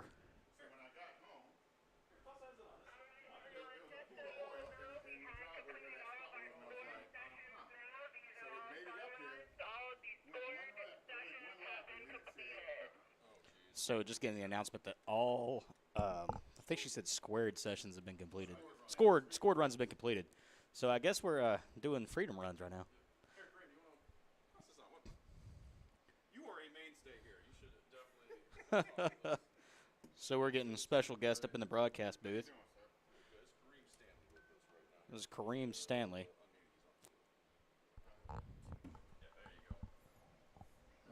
How you doing, buddy? I'm good. How you doing? Man, I'm here. Yeah. We just. Oh, we're going to talk about heartbreak with your vehicle. What's going on? Oh, yeah. Well, you know, it's an Audi, so it's always going to have problems. The power of Yeah. the German engine. Yeah. The last race that was out here, I actually dropped the oil, and it Ooh. kind of oil pressure got low. It bent the valves. That is not good at all. No, we are pulling the motor out, and we're going to see what we're going to do at this point. That's always heartbreaking. Are you running anything else today, or are you just No, out I'm here actually spectating? just out here spectating. I don't think they want me to run a Macan out here. Hey, why not? Make it interesting. It would be interesting. I mean, me and Will keep joking that we're going to run the Corollas. Yeah, Daryl drives a Macan. He's been out here before. Yeah. It actually would fare pretty good. It's a Macan Turbo Okay. with the performance package, so it would probably do fairly well out here. You know, I surprisingly don't know that much about Porsche, even though I'm a fan of Porsche. It's a dressed-up Audi. Yeah. On the Macans, that is. The 911's a whole other story, but I think those look beautiful, especially like a Turbo S oh yeah. or a GT3. Oh. Or even GT4s. We'll keep going. Well, yeah, RS. We all got to try to strive for something. Whatever helps you get up in the morning and go to work. Octane. Well, Caffeine and Octane, actually, if you want to be exactly correct. Yeah. Hey, speaking of, we are still live here at Caffeine and Octane Lanier Raceway. This is brought to you by Atlanta Motorsports Park, Caffeine and Octane, and Liberty Racing Review. And we are currently done with our time scored run, so I think right now is just a freebie run. Whoever wants to run the course is going to get a untimed freebie run. So, well, it's timed, but it's not going to count. If that makes sense. Right. It does make sense. Help them get practice. You know all the seat time you can get out here. You know, every time I keep looking at these comments, they just keep getting better and better because they're literally saying they are just here for our commentary. They don't care about the racing at the moment. So I guess we were doing something right. I know Mikey's probably getting ready to go out in this Tesla, so it's going to be interesting hearing him mic'd up, and it's going to be great. I can't wait to see what he has to say live. Last time we did this was with Pete. I can't remember Pete's last name, but Muscle Car Jr. Was out, and that was Drift Night. What? Man, that was technically my first time in the broadcast. Hey, look, I got a friend. Oh, Will's got a friend on the mic. Gotta hang on here. Got a little stink bug hanging with me. Yeah. What are we naming him? Steve. Oh, Steve. Obviously. Comment in the chat. Oh, okay. Steve. He has risen. Yeah, no, we put on the third day. We put Pete in that drift car. That was the funniest thing. The whole time he was like, no, this is awesome. He's entirely sideways. Yeah, it was. You great. can hear the grunts. That's what what am I waiting to hear out of Mikey? Brother. Hopefully he's strapped. Oh God, it went on my face. Where'd he go? No, wait, hold on. We said PG before the start of the broadcast. Stop it. Steve, stop. Sounds like my mom the first time I took her for a ride. Yeah, what's the best? Have you ever given? What's the best ride along you've given? Definitely, you got a copy? definitely my mom. Yeah, she had some stomach issues, so she was. I let her drive the car, and she's getting in it, and I got her in just a little comfort mode, and then all of a sudden I said, well, I'll let you try the sport mode, and she's got a heavy foot, and she's, oh, this thing has some power. That's what you like, huh? I got behind the wheel and put it in launch mode. Oh yeah, awesome. There we go. And she went, oh, my stomach. And so I'm like, okay, she's got stomach issues. I slow down, and she goes, oh, now you want to slow down. I never forget the first time my mom rode with me. She was like, stop it. I'm like, cooking. The sketchiest ride along I ever had was actually in my Escalade. Really? Yeah, so I used to, when I was working at the track, I used to have a Dodge Charger 392 with the big Hemi and the brakes and everything. It was the Daytona. And anyone that came and worked for me, intern, broadcast, whatever, just kind of as a litmus test, I'd put a helmet on, take them out on a hot track just to see how well they could handle being out there, just to kind of, gauge where they're at with motorsports. And those always went great. I know Ethan's been on a ride with me, Michaela. Most of the folks on the team have gone for a hot lap. But I was actually doing a track tour with some completely random event promoter, and they were wanting to see the track, and I'm literally at parade speeds. And this guy had some serious anxiety about being on track, and he literally reached and grabbed the wheel from me while I was going through the carousel. Oh, geez. At literally like 35, 40 miles an hour. And we were, yeah. Okay, yeah, I see it. Thank you, sweetie. No, we were literally going through the carousel. We were actually doing filming. It was actually with Caffeine and Octane. It was for the TV show. We had one of our members, Steve Bush, had the original Ferrari, or it wasn't the original Ferrari. He had the original engine that was period correct for the Ford versus Ferrari movie, and they had done all the sound recording for that movie with him. And Caffeine and Octane was out with us doing a story on him because the movie had just won the Oscar, so it was relevant. And they were doing the story on him, and it was the production crew. And the way we were doing it, because they had him mic'd up, and they're just driving. This is an old, 60s Ferrari, so he's maybe doing 45 miles an hour, and I'm keeping about 50 yards behind him so we could have the wireless audio was recording the entire conversation. And it was the producer that was sitting right seat with me. And, he freaked out. He couldn't handle it. Oh, we're getting a challenge Hey, Will. here. Hey, Steve. Can you hear me? Oh, yeah, we can hear you, buddy. Mikey's about to go on track. Guys, I'm not going to lie. I'm a little scared. Hey, that just makes it even better. And that's Mikey pulling out here right now in the white Tesla. We're going to get this picture up. We're going to see. The challenge is for him to go into the 32s. I saw 33s out of him, so come on, Mikey. Boys. Show me a 32. See if that extra Hit weight. It. Oh, jeez. Oh, my goodness. Oh, this is not. Oh, and he clips a cone. We got a cone. Oh, good thing these aren't the scored runs. Well, this is the time to try it, that's for sure. I know he's going probably 11 tenths right now. Oh, yeah. Oh, here we go. Oh, man, I'm surprised that mic's picking up all the way out there. Mikey, how you feeling, buddy? Mike on the mic. I don't think he can talk right now. Mikey, you good? Oh, 33.5. Had not hit that cone. That'd been pretty good. Mikey. That was intense. Can't even explain. The acceleration is crazy. Yeah. Like a shotgun marriage, What right? was our time? 33 something. 33.5, I believe. 33.5. That was almost good for FTD.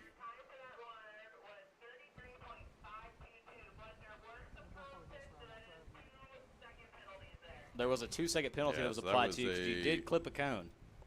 That was a 35. So we did clip a and cone half. on that one? Yeah, it Yeah. was Oh, yes. in the 1, 2. It was technically in the third corner. Copy. So if y'all would swing just ever so slightly, a little bit more to the left, you would have entirely avoided that. Mm-hmm. And Cody is out there, man of the hour, picking up the track for everybody. Really So- the unsung hero here at Caffeine and Octane. So, Kareem, you're being called out. Hey, you got another one, Cody. I don't know if you can see it over here. Looks like turn 2, turn 1, turn 2, somewhere right here, like the second turn. There's on its side. It's the clipping point right there.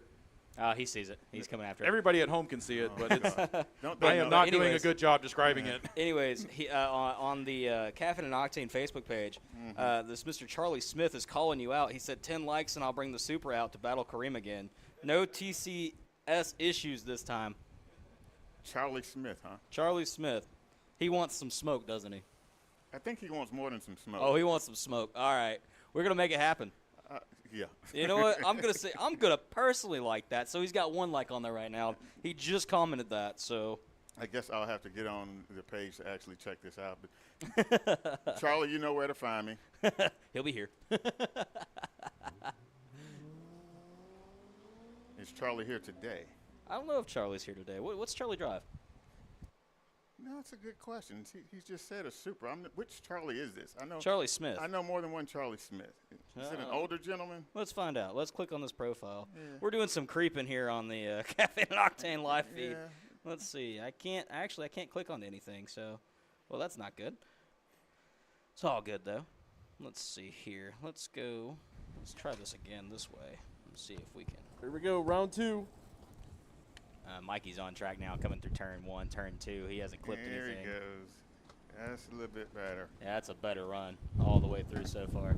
Mikey's holding on for dear life in that car. I can hear the microphone going back and forth. Yeah, he's white nothing. Mikey, can you tell us how you're feeling? Yep, it's fast. It's fast. You going fast? Oh, boy. A little sideways. There ain't nothing wrong with that.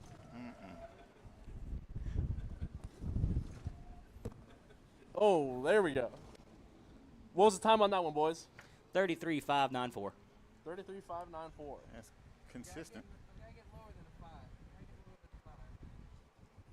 You gotta get lower than.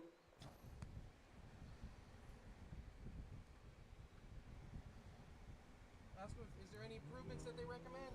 Any You got improvements? Any improvements? Drive faster. Drive faster. Drive faster. All Send right, it harder. thumbs up. Send it harder. That's all I'm going to ask. You do have a couple of tents here and there that we see. I mean, So I'm being told you're going to need to make up some ground in the second run. So let her eat. all right. Third time's a charm. Remember, 3 for Dale. Oh, well, he might have sent it a little too. Oh, he missed Yeah. it. He missed the cone. You're still coming in pretty hot. You're Oh, I think this is a good one. Yeah, I think this is going to be a good run. You're currently running at a This feels quick. 20-second lap time. Come on, you guys are going to break it. Yeah. I feel like I'm a spotter up here. Inside, outside, inside, 100, 150, 20, done. 33.229. Let's go. Get it. And no cones, right? No cones. Clean run. That was awesome. I could that one. It was Well, we lost the mic coverage there, Mikey, if you can hear us. But that was some pretty interesting coverage, wouldn't you say, Will? Yeah, that was fantastic. Let's do it again. Yeah, I think it just loses it when he goes off track there around the back of the fence. But I've tested that mic here a good bit. And it when we're right here, he can get the whole track. Yeah, that's actually really good. No, that's awesome. I love getting to abuse announcers. It's fun. We were going to try and do this with the Corollas. I think I had it set up last time when we were on Discord. Yeah, we were gonna had be a able to, Discord like, chat, and we were just we going could Bluetooth in the cars and chat. Now, that would actually – we should do that next time, get the Discord server going. Yeah. And get everybody logged in, and then you could just Bluetooth to your car speakers during your runs. Yeah, you can sit here and BS with us during – No, I'm just thinking we could have an actual, like, Chat start talking crap during the runs, yeah. get drivers, ribbing each other. It'd be kind of fun. my daddy's truck bigger than your daddy's truck. Yeah, turn this into the roast of whoever's on track. Yeah. Again, if you're more than willing to get roasted, Yeah, come up and see us. Yeah, come up, hang out with us, or put a giant red X or tape on your hood, and we'll roast your car. Not literally, but figuratively. We don't need any cars getting roasted. That'd be bad, wouldn't it, Will? I don't know. On a hot day like this, got to be careful. Yeah, don't leave any peanuts in your car. Yeah, make sure you got a turbo. You keep that thing running after you're done so you get some cooling done. And right now, one of my favorite cars, a 350Z on track. This was my, not this specific one, but this was my daily while I was in college. Actually, I owned it for 9 years. I have not owned anything that long. Ever since I got married, not calling you out, sweetie, but Your ex? we have had car payments ever since. Or your Z? I don't know No, why. my I said, Z. Yeah, I meant to say Z. I don't know why I called that a Nissan Well, X. I did have an X Max, so that could be, okay.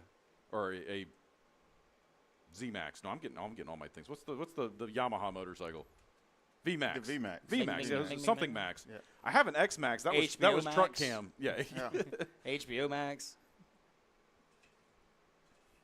Oh, boy. Yeah, no, 350Zs are great, especially if you like drifting or hooning or doing anything slightly degenerate in a car. They're one of the best bang for your buck, like college kid cars you can get, in my opinion. You know, you can't really find them that much anywhere now. I'm just picturing a college kid with a 350. That First time I hit a $160 on public roads. exactly. First time I hit a $160 on public roads was in a Ford Ranger. Jeez. What, would you have a rocket strapped to the back of that thing? No, I blew the engine. That was going downhill. Yeah, with the wind in your back. It's like hurricane speeds. Yeah, no, it blew me away when I bought my Z. Just like they let people buy those, you know, especially you can get them for like $5,000 now. You know, under 10, and you got a 150+ mile an hour missile. Mm-hmm. But I also said that when I bought my Dodge too, because 500 horsepower is not, you know, it's like, you know, when you go rent a jet ski, you need to have some kind of like, here's what you do, here's what you don't do. And they literally just take your money, toss you the keys, and let you have at it. And, They do. and the amount of damage you can do on the cheap with some of the cars they got nowadays. It's pretty impressive what you can get out of some of these what they call budget racers. Yeah. Although the thing with the Dodges and what they don't tell you is when you get them big 6-pot Brimbos, how much that's going to run you when you run through those tires and brakes after 10,000 miles. Yep, been there, done that. That's what got me with the Dodge, man. A couple sets of PS4s, a couple sets of good brakes. You know, the Had some PS4 was a Carbo great Techs system. on there. The PS4 was the greatest PlayStation system ever made. But is this one of those where you just say, bless your heart? Yeah.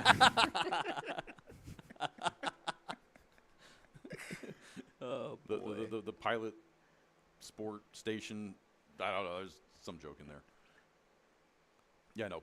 I think back when I had my dad, it was about $1,600 for a set of tires for that thing. I know this is before all the inflation and everything hit. I'd shudder to think what you guys are spending now on tires for these things.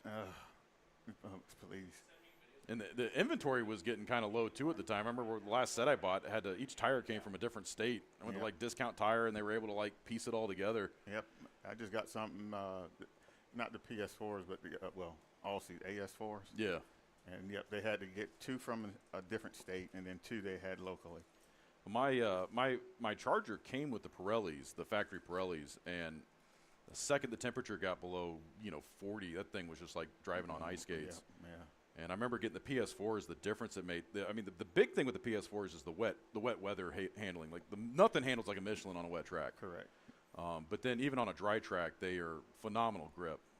And the Cup 2s are a step above that when you're talking about grip. Oh wise. yeah, and that's what a lot of the race cars come with, and like the higher end Porsches and other. Pretty much, if it's got a $150,000+ price tag on it, you're probably going to get Cup tires from the factory. Yeah, you don't want to ride Cup tires on the street, though. Is the thing that they don't tell people. Yeah, because you get about 2,000 miles. Well, and also, as soon as it gets wet, they're gone. Yeah. They're sketchy in the wet, to say the least. So, speaking of cars and whatnot, I'm just sitting here reading an article real quick. Apparently, Honda is going to bring back the Prelude. Ooh. So, Hopefully they don't do what they did to the NSX with it. Currently, it's at Goodwood. Ooh. It's in a red the red I livery. better keep that thing naturally aspirated, high revving. Brembo brake calipers, carbon fiber body kit, rear spoiler, 20-inch black wheels. What motor? Nice. It doesn't say. Mm-hmm. You know, But it doesn't. The photos on this do not look half bad. You know, my daddy was a Honda man. I Ooh, mean, yeah. It doesn't look that bad. That's not bad. I wish we could pull that up on the screen, but But yeah, my dad had a 2-door Prelude when I was conceived, and he didn't have it when I was born. Well, speaking of college, actually, my last couple years of college, I actually had a Honda CRX. Oh, sick. Oh, yeah. you know what I had in college? A A Ranger. good time. Yes. you are not wrong. Maybe that's why I dropped out twice. But that's look, aerospace engineering is not easy. Jeez, good That is grief. true. Oh, my gosh. What were you in? ROTC? Because that's what we used to say, that all of these aerospace engineering guys are in ROTC. Nope. Yeah. Hey, you actually got an aerospace engineering major right behind you. Drone pilot Jeffrey Farver. He's flying drones. Surprised he's not correcting us right now. Oh, Luma Cube engineering. Ah. Oh, there's a cone. Don't know who hit it. Where? Where? Should be right there at the exit. Yeah, right there at the exit. About, I'd say 4 car lengths before the finish line. And it looks like we're actually getting close to the end of our time. Well, we're done with the time runs, but I see most of that line is kind of shrunk down now because Yeah, we're it's only doing dwindled. 6 scored runs today. So some of these guys not wanting to put the extra wear and tear on their cars. I'm seeing a Supra with the hood up. Man, that's the thing about downforce battles. The guys that come out here for the downforce battles, they'll get as many runs as they'll let them. That's wild. We had the guy in a Model Y out here one time, literally brakes on fire, kept running. He drove that thing into the ground. Yeah. And it was because the way they had it set up is it was kind of like a King of the Ring style where the winner would just stay on track and nobody could beat him. And it got to the point where he was on like his 8th run and the car was just falling apart. And I think he just forfeited. He was like, look, I got to drive this home. So apparently in the comments tone there too. in the comments here, I'm reading the IndyCar race is terrible. So a lot of people. Oh, are thank tuning God. over They're here. turning into us instead. They're turning into us instead. So shout out Chris Wilson. Nice. I will take that traffic. IndyCar race sucks. They're gonna Don't get me started on what I think IndyCar should do, but not allow a certain driver to move over to the series because said driver was terrible in NASCAR. Well, if it's good for the sport and gets more eyeballs on it, So you it's a PR heaven, but I don't know if I'd want to deal with a broken I mean, race car every they weekend. already tried it with a driver that was sponsored by GoDaddy.com. And that ended terribly. And it didn't go too well. But, That was a lot of wrecked race cars. yeah, but, she has a lot of fans. And it does bring eyes on the sport. Fans, in quotation, a bunch of creepy old men. No, I mean, yeah, 90% of it. I think there was another one that you could have classified that. Yeah, I know what you're saying. Yeah. We're calling you out. but Since you don't have a ride, why don't you come to Caffeine and Octane Lanier Raceway? But speaking of Haley's, that Austin Haley that was out here. No, I don't. Sorry, I'm stretching it now. We're running out of material. Oh, boy. I'm going to get banned. Well, if Collins needs some fan, I actually have one in the car I can take down there to her. It does a little misting. Ooh, So if she would like it, I'll bring it down there to her. that thing is yeah. I think see she's her out reaching for the radio. Yeah. I thought I brought fans down there, but I might have gotten distracted. Was it your only fan? Still throwing shade at said driver. Actually, I think it's in the back of the Corolla. I forgot to. Oh, wow.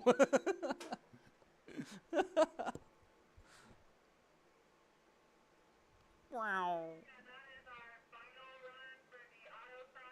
And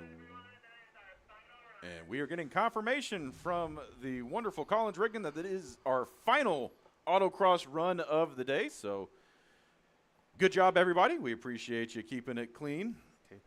Yeah, that's you. All right. And thank you, Kareem, for coming up here and hanging with us a little bit, keeping the content fresh, because we definitely aren't doing that. No. We had to go send one of our guys down in the car just to change Yeah. it up a little bit. Yeah, it's something different. something different. Mikey might still be sitting in said car.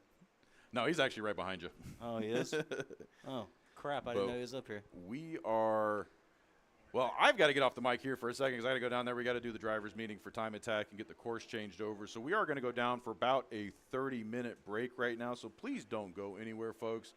Steve's been dying to go to the bathroom here. So I've not been down to go to the bathroom. I'm good. Well, then what's all this crap coming out of your mouth? I'm just – jeez. oh, shots fired. I just I'm just kidding. Yeah, you did. Face first. We love you, Steve. I know you do. I love you too well. Well, I don't think your prescription's good enough because you didn't see that one coming. I did. You know who else didn't see it coming? We said no political jokes I wasn't today, going Steve. political with that, but okay. Dale didn't see it coming either. They missed by a couple inches. Oh, jeez. How many times are we going to make that joke today? I leave you guys for a couple minutes. Yeah, this is what it turns And into. it just comes straight into the meme cast. Nothing wrong with that. Mikey, I think We me and you're love going to you have to keep guys. the show going. What are we going to sit here and talk about for 30 minutes? I can talk about the Tesla ride. Okay, all right. yeah. Yeah. Let us know how great EVs are. Yeah. Yeah. Here, you want the headset? Yeah, let me get the headset. We're going to switch Mikey over to a headset. And we're going to continue this conversation about his ride in this Tesla. Mikey, why don't you run us down your experience in that Tesla? Fast. Fast? How fast? Scary. Scary. Might need new underpants. So what you're telling me is NASCAR could have an E-Series and people would love it? I wouldn't go that far. Okay. You mean the secretive Cadillac, maybe, E-NASCAR series? No. No? But that was a lot of fun. I've driven a Tesla. I've ridden a Tesla. Sliding that around the corners, Kyra did a great job. I could tell that final lap was the fastest. Like, Yeah. when you're sliding around, you lose so much speed. That last lap, there was significantly less sliding. It felt so much smoother, and that ended up being the fastest lap. That's crazy. So walk us through. So the craziest corners, my personal opinion, would probably be right here at the very beginning. So Yes, the beginning if you is look, crazy. See, there's a good shot of what we're talking about. You don't think that would be that difficult to maneuver, but when you actually get down on the track, that's really tight. Well, and so, especially in the Tesla, the acceleration off the line is so great.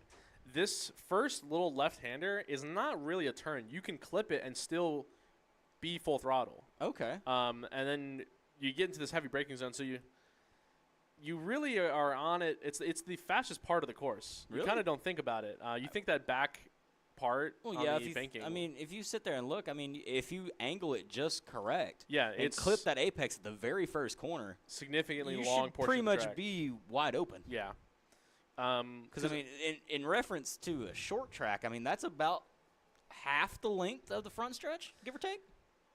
I mean, up the banking on the what we've been calling the backstretch. Mm-hmm. It is the fastest part, but it doesn't really feel like it. It's so wide, and the entry into those final turns are so big. You don't really feel it, but on these first turns, you're going so fast and you're so hard on the brakes. It's very exaggerated. But man, the Tesla rocked. He had the dashboard, had all his temperatures. He can monitor brakes, tire, the motor temperature, the battery temperature. So is that a dual motor Tesla or is that single? Dual. Motor? Okay, that's Yeah. what I was thinking. That's the Sport edition, or is it No, it's just normal. a standard? Yeah. Was it the S model? Yeah, he said it's literally the family car. Oh Jesus, that thing moves. Yeah, it's just out here whipping the family car. It's I've seen like the Teslas, I can't remember which one it was, but in a mom and pop drag strip, and that was kind of cool to see up. At I know when they Paradise. first came out with them, there was like that famous video, the guy who like gutted the Tesla. It was basically just like a bucket seat and then the batteries. a roll cage and batteries. Yeah, I don't even know if this guy put a roll cage in it. But yeah, he showed up to like that midnight drag strip and was beating everyone in their Hellcats and.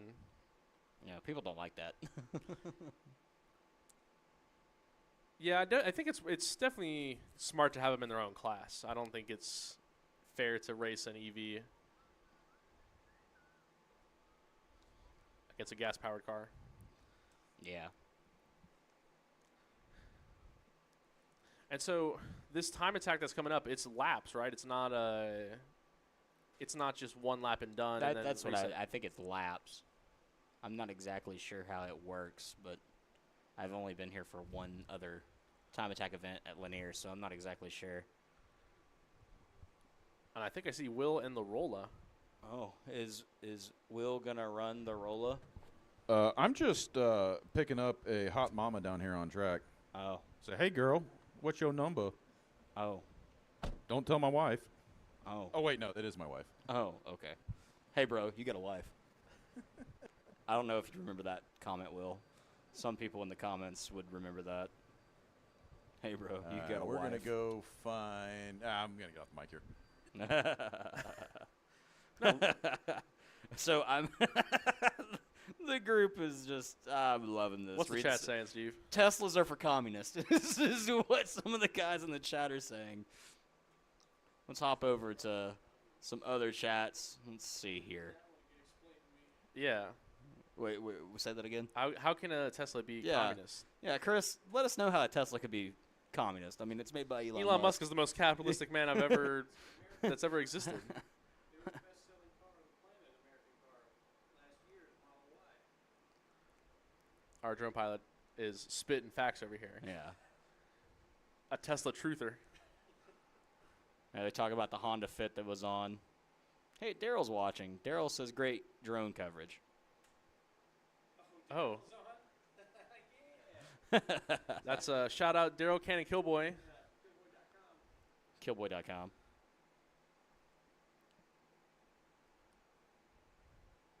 Let's take a gander over here at the CNO.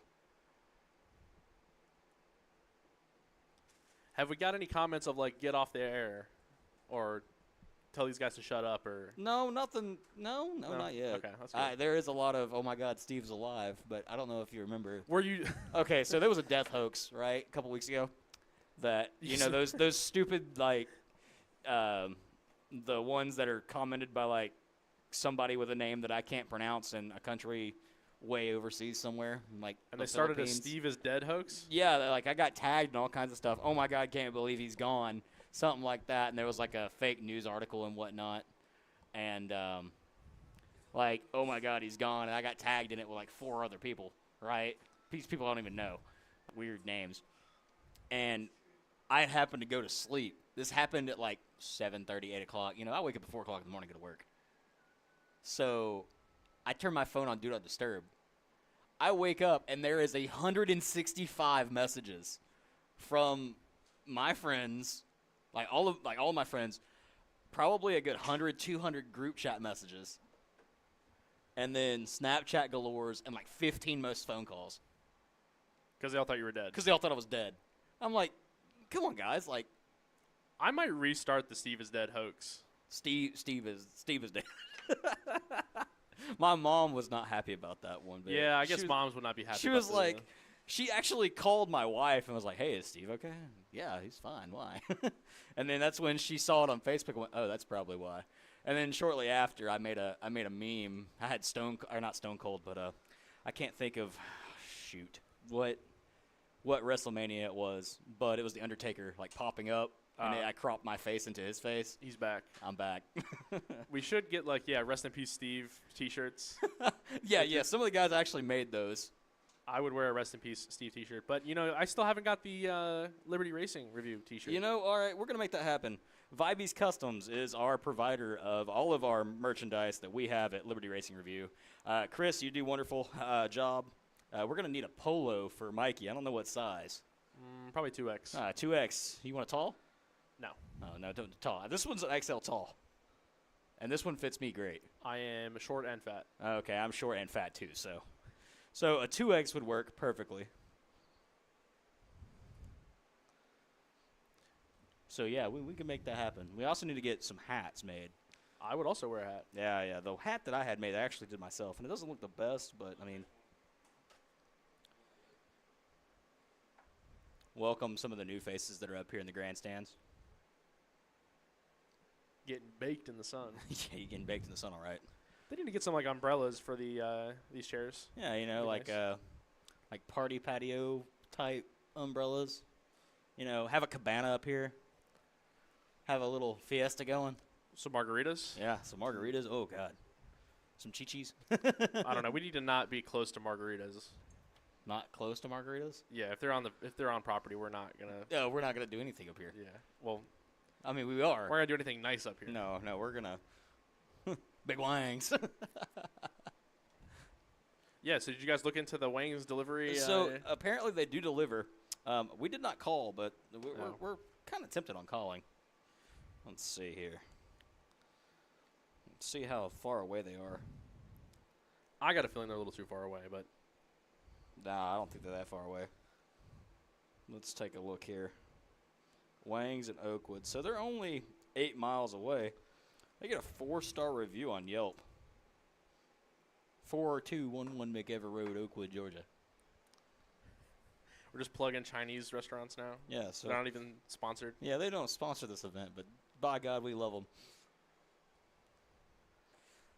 We're basically just kind of killing time until the next part of the event starts. They're currently in a driver's meeting right now, so they're probably loving hearing us up here in the booth, just having a grand old time. We got a few spectators that are hanging out with us today. Thank you guys for being out. We appreciate you. Fist pumps and thumbs up. We like it. You guys have a favorite car today? Has that Tesla been great to you? You guys like that? They're giving us a thumbs up for that. Not a thumbs down. So that means that Teslas aren't communist. I mean, I am a little biased because I got to ride with him. But Yeah. the Tesla is awesome. Yeah, it looked pretty cool. Not gonna lie. Not gonna lie. I should have done it. Yeah, you gonna get the rollout at the end of the day? Yeah, I don't know. I am having some slight issues with my brakes. Like, you need new brakes? Yeah, I need new brakes. Okay. I need new brakes. Slight issue. My brakes aren't working. Yeah, they don't work. Wait, I rode over here with you. Yeah, you're fine. Do you not feel how the rotors feel a little off? They start to brake heavy. Yeah, I mean, I noticed it was weird how you rolled every turn, like, Yeah, at speed. yeah. Never lift. Never left. Never lift. R.I.P. Paul Walker. Till I see you again. We do need a soundboard. Yeah, we do. We need to figure that out. We need to get some funny sounds. Anytime somebody wipes out, it should be the dun dun dun dun. Or just the, like, Mario Kart banana sound, like when they... Hey, speaking of a Corolla with good brakes, we've got one on track right now. I was about to say, there's a Corolla on track. Is that your Corolla, Will? Yeah, maybe. Oh. Oh, look who finally decided to bring a Corolla out. Are you going to run a lap, Will? Negatory. Will, I want you to run a little hot lap Is it because right you're now. chicken? He's scared. That's what it is.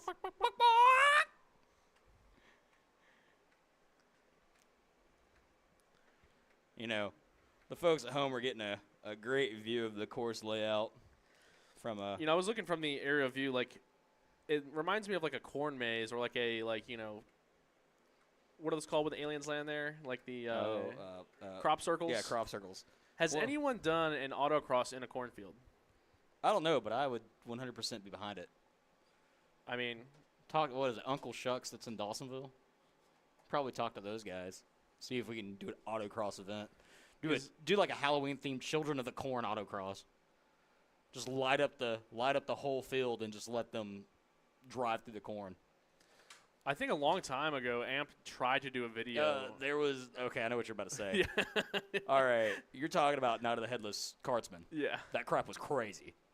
The track was pretty much pitch black except some of these generator lights that we had out there. And we're doing full race pace in concession carts. We should just tape flashlights to helmets. That's basically what it was. I had a tinted visor, and I ran that, and it was the scariest moment of my life on a go-kart. Next to flipping, but that's another story. Yeah, I gotta imagine flipping a cart is... No, it's not fun. That's top 3 scary. It's Too scary. spooky. Too spooky for me. Mikey Lane's scared of go-karts. You heard it here first. Go-karts are scared of me.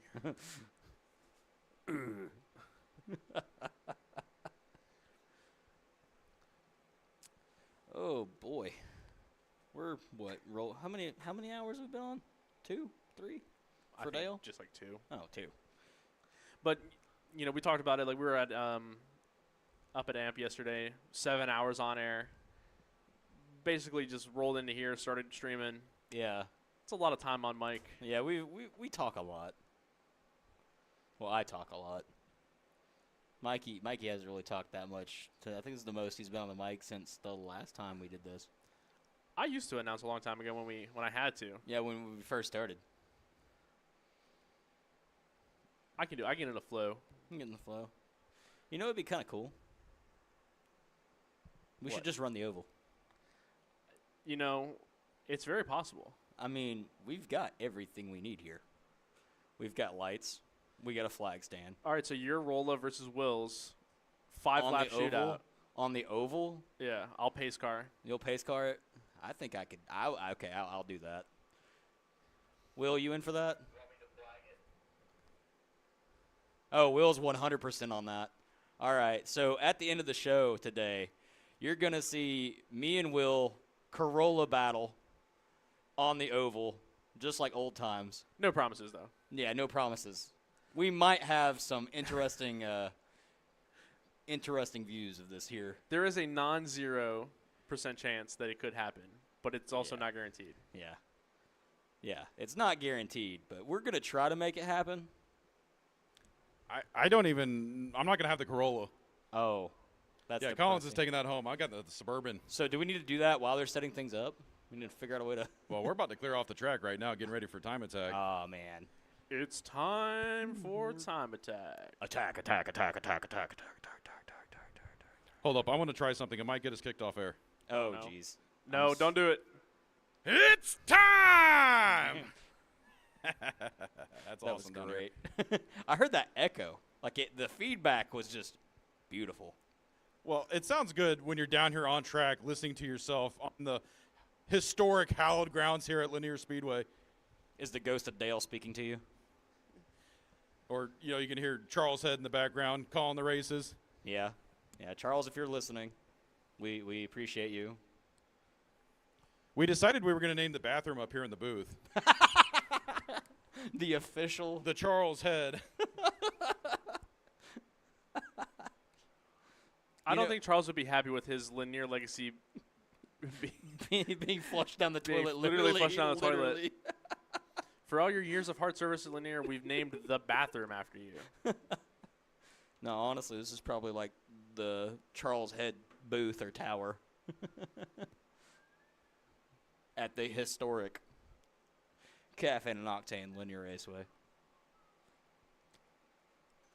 We just need to bring back racing here. Yeah, let's do it. Let's do it. We've got friends. Some of my friends with the Southern Super Series, if you guys are watching, I know there's a couple of you that have peeked in here just because of where we are at historic Lanier Raceway.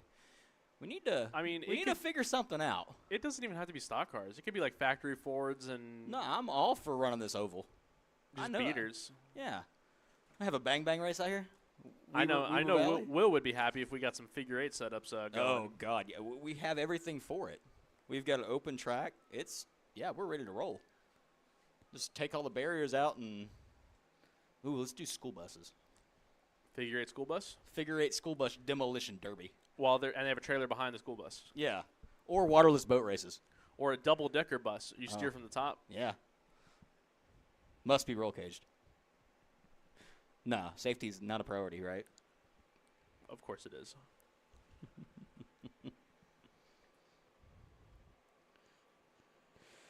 Oh boy, it's gonna be a long, hot day because it's already starting to get a little warm up here in this booth. Yeah, once the sun peeks out in front of us, we're about to get microwaved in here. So.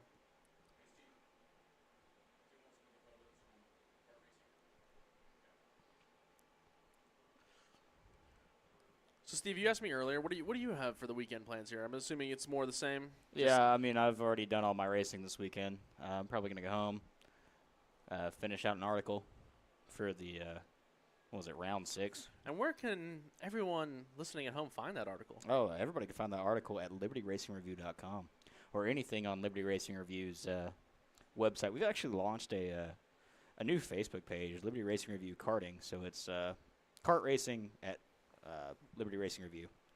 So it's kind of where most of our focus is on the grassroots short track scene. So we do a lot with the Southern Super Series, ASA, the Midwest Tour, those guys. We're starting to venture a little bit more north.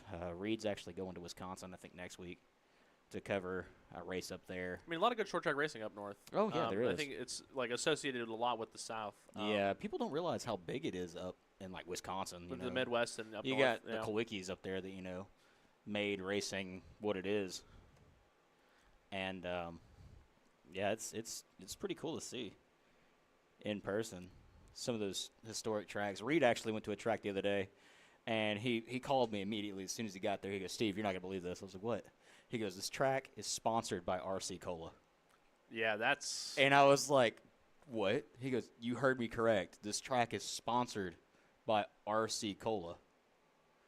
And immediately, I got excited. I was like, "This is the greatest thing ever." And then he proceeds to tell me they have cheese curds, and they were like $4 for like a massive mound of them. And I could go for some cheese curds You can go up to and Culver's. an RC Cola right now. That would be the greatest thing ever. I'm a big supporter of RC Cola. I don't like Coca-Cola. Wait, so you said you're lactose intolerant, but you want cheese curds? Oh, yeah. It'll kill me eventually, but, it's Well, fine. everything kills you eventually. Yeah, We all die. yeah. Eventually. Oh, God, a moon pie. Yes, yes. A Colin moon was saying a moon pie. Yeah, I would go for a moon pie as well. Moon pie, RC Cola. Cola and a moon pie sounds like somebody who is not from Georgia, is all I can tell you. So she said an RC Cola and a moon pie sounds like somebody who's not from Georgia. Well, I am from Georgia. I was raised by Yankees, so that's probably what it I'm is. more of a Coke in a glass bottle with some peanuts in it. Yeah, I could get behind that too. That's actually pretty good. Or boiled peanuts. Oh, boiled peanuts? Yeah, you get some good Cajun boiled peanuts. So you know how you know a boiled peanut stand is good? If it looks like something out of If like they spell it P-nuts. yeah, It's like they're not really saving space. boil, B-O-I-L. Well, cause not boiled. And you know how it went. They were like, is peanuts P-E-E or P-E-A or P-E-N? P-nut. Just P-nuts. P-nut. That looks right. Yeah, if you see boiled peanuts and it's spelled right, It's not gonna be. just worth drive it. on. Keep driving. Yeah, keep driving. Keep driving. Did Will ever tell you the story about when we went to Indy and we boiled our own peanuts? No.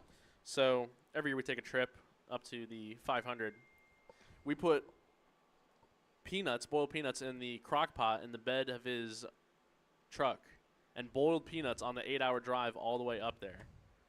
So when we got to the Indy 500, we had our very own boiled peanuts, and everyone asked us where we got those. And they didn't believe us that we brought them from Georgia and cooked them on the way. That's actually pretty cool. Brian. Yeah, we kept every time we took a turn too hard, we lost a little bit of the peanut brine. So I think some of our luggage was brine flavored, brine scented. There may or may not be a trail of peanut shells through Speedway, Indiana, courtesy of me and Will. Ding. All right, Steve, we got to kill some time here. How are we gonna kill some time? What are we gonna talk about? I don't know. What are you gonna talk about? What's okay? All right. So since we're at a historic short track, what is your favorite short track race? Like Like actual event? like or- actual event. Like if you could break it down. I'll be honest with you, I have not attended many. No, not attending. I'm just saying in general. What was In your- general, I mean, something special about Bristol. Everybody loves Bristol. It's something else. It's I didn't mean to wreck him. I just meant to rattle his cage a little bit. That's probably There are the few- hardest quote that I've ever seen. there are a few sporting events and like venues that you walk in and it doesn't look real. It looks like you're in like a computer generated Yeah. world. So what you're saying is we're living in a simulation and nothing is real. I mean, Maybe. what tells you that life is real? Then you know that it's real.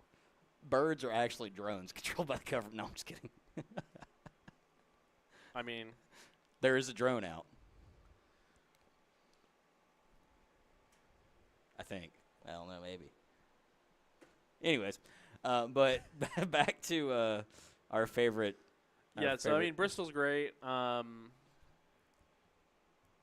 It's got to be Bristol for me. See, I love Bristol, but I also love old school Richmond.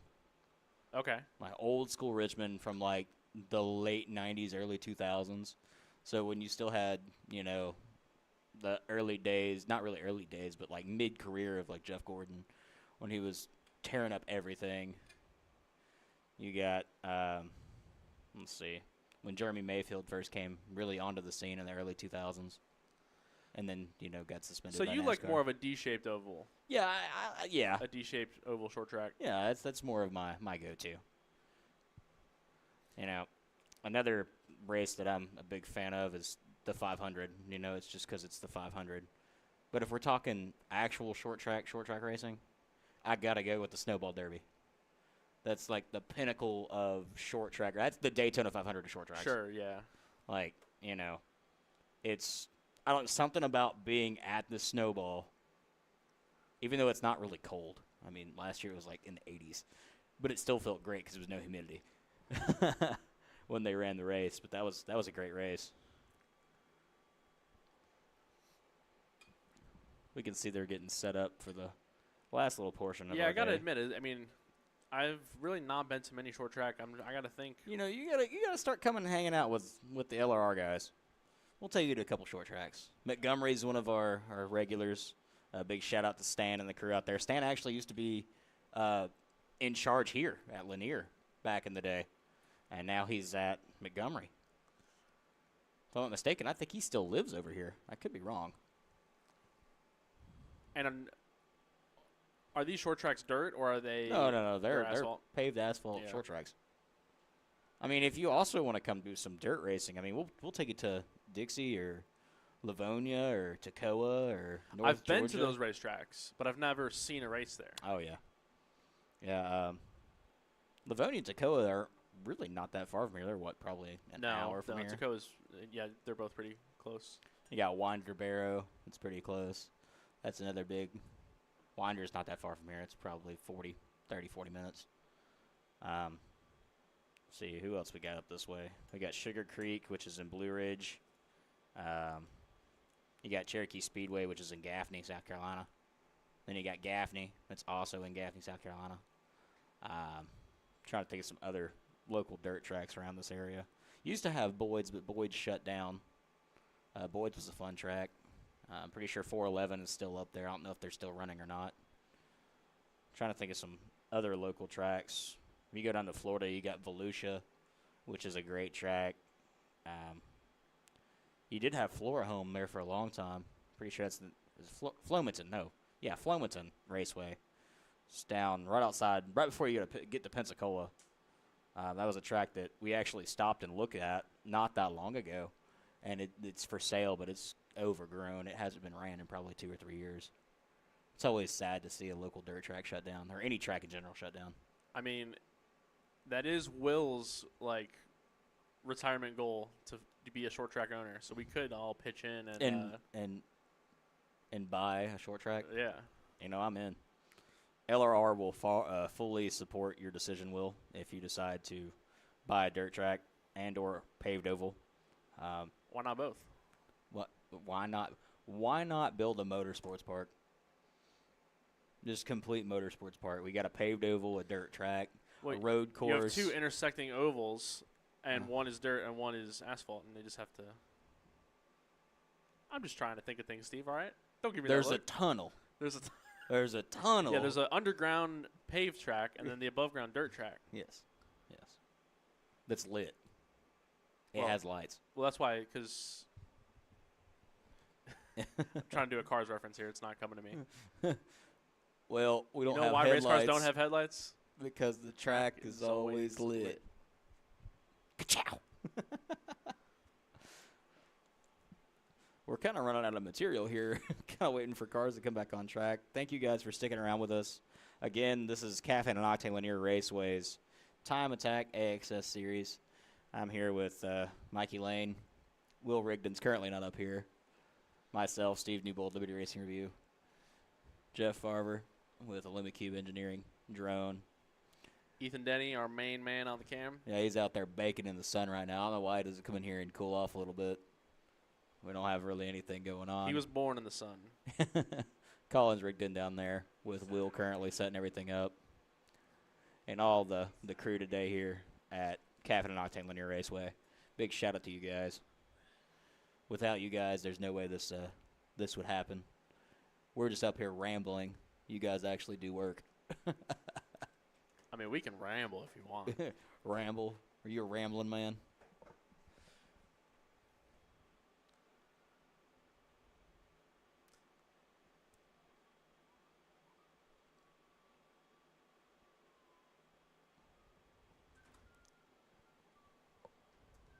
Mikey, have you seen anything crazy on the in the racing world recently? The Chicago street race was pretty. Yeah, that was awesome. Pretty cool. You know, I it's enjoyed kind of, people are so mad that SVG got taken out. Yeah, he won the Xfinity race though. Yeah. I thought he was going to sweep the weekend.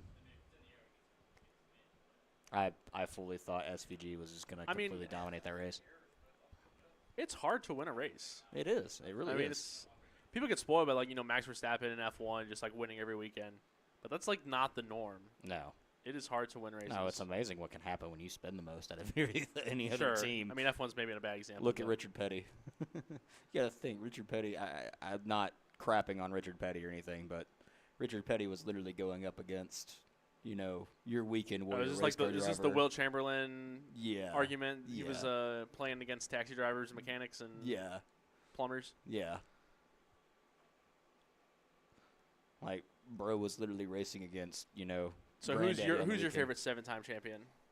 Well, I'm a big fan of Jimmy Jam, but I think Jimmy Jam is the best of the skill-wise. modern era, hands down. I mean, he won 7 during a time where everyone was good. Yes. I mean, he also ran for Hendrick Motorsports, but, again, when you spend the most money, you usually win the most.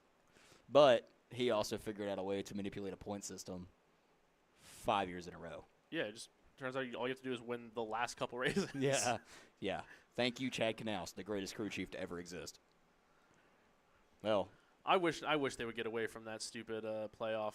I miss the old point system. the Winston Cup playoffs. Speaking of, I got a quick announcement I got to make if y'all can hear me. Yeah, go ahead, Will. Yeah. I need all autocross drivers. Go ahead and make your way over to the tent. All autocross drivers over to the hutch over here. We're going to do the award ceremony. So all autocross drivers, go ahead and make your way over here to the covered part of the grid. If you can hear me, I'm going to go shout down here.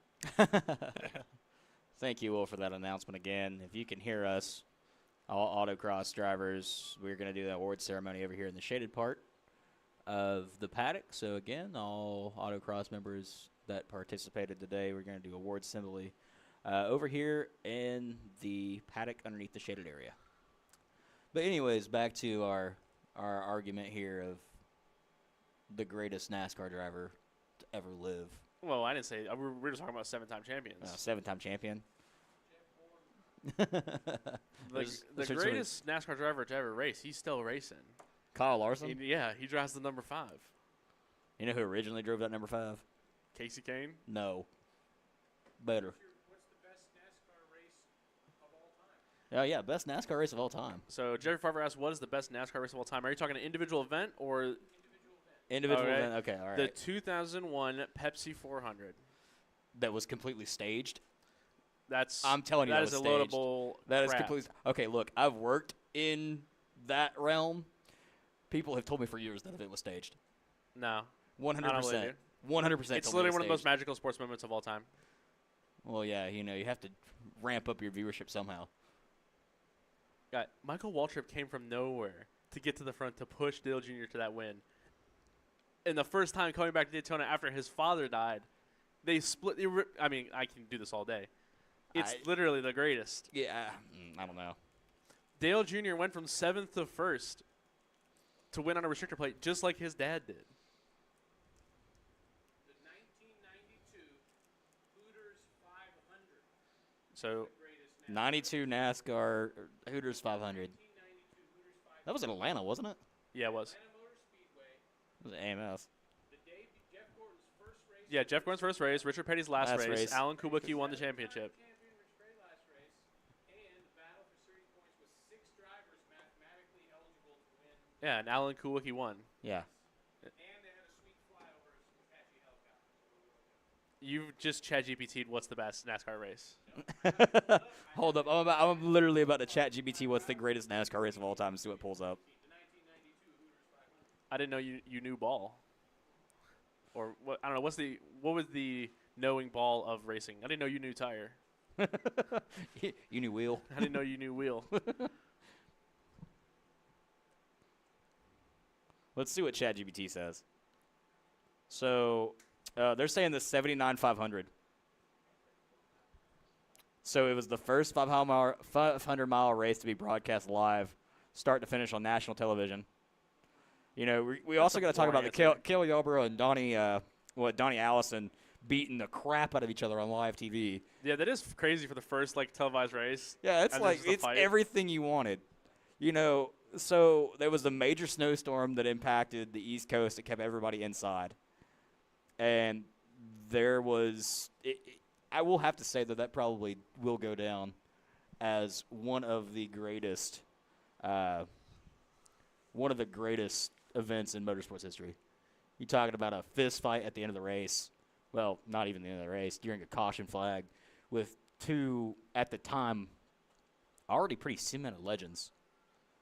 I think it's pretty acceptable. Like that was great.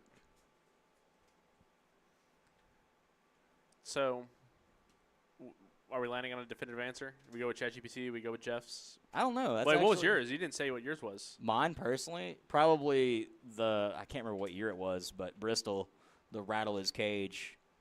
Didn't mean to wreck him, but Rattle His Cage with Terry Labonte and Dale Earnhardt. That was what, 97, 96? Didn't Dale Earnhardt get booed? Yeah, he did get booed. Yeah.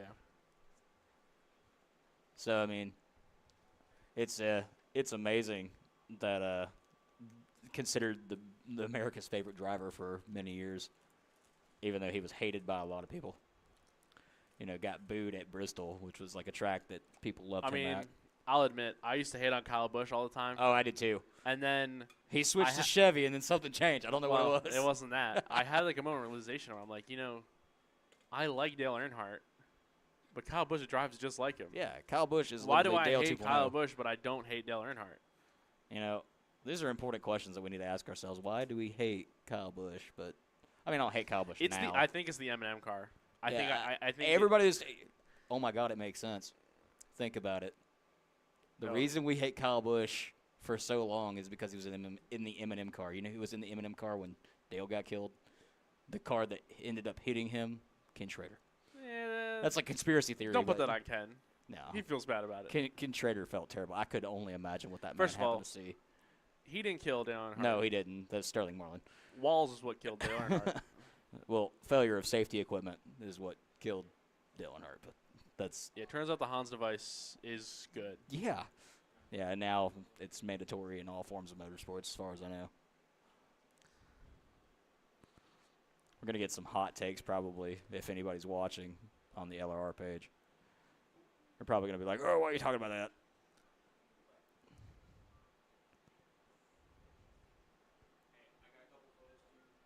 Let's see if anybody's commenting. Nothing I can see. There's currently only 7 people watching right now, so I guess they got sick and tired of. Yeah, I mean, 8 I don't think people. anyone wants to sit here and watch us look at an empty track and Yeah. ramble about our favorite NASCAR moments since we're at a short track. When we ramble about our favorite event at Lanier. I did a Legends event where I was Victory Lane reporting. And it was a decent field here, and there was enough fans. Like, there was actually a decent amount of fans in the stands. It was mostly family and friends of the drivers. Hey, like, that's still it was that's enough. still people in the It was grandstands. enough to fill out a decent. Like, people were spaced out, and it looked like there was people enough that, like, when I got down there to talk on the mic, I had that, like, public speaking stage fright. Like, oh, I'll tell you what scared the poo out of me recently. I announced down at Dixie.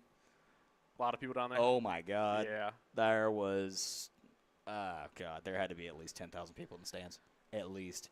Because when I looked up, I went, oh geez, Yeah, it's easy to talk on a mic on a stream. Like there can be hundreds of people watching, Could be thousands of people watching. and you won't really feel it. But something about you'll stand in front of 10 people, and it's like, Hi, my name is Steve.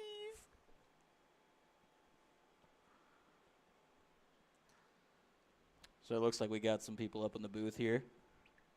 getting some of the AC. Yeah, probably up here grabbing some AC. Oh, boy. It's going to be a long day, so I think, Mikey, right now is probably a good time for us to take a little bit of a break. Yeah, might as well. Let them set everything up. So, again, you're hanging out with us at Caffeine and Octane, Lanier Raceway, Liberty Racing Review, Atlanta Motorsports Park. Mikey Lane and Steve Newbold going to sign off for a little bit, and we will be back shortly.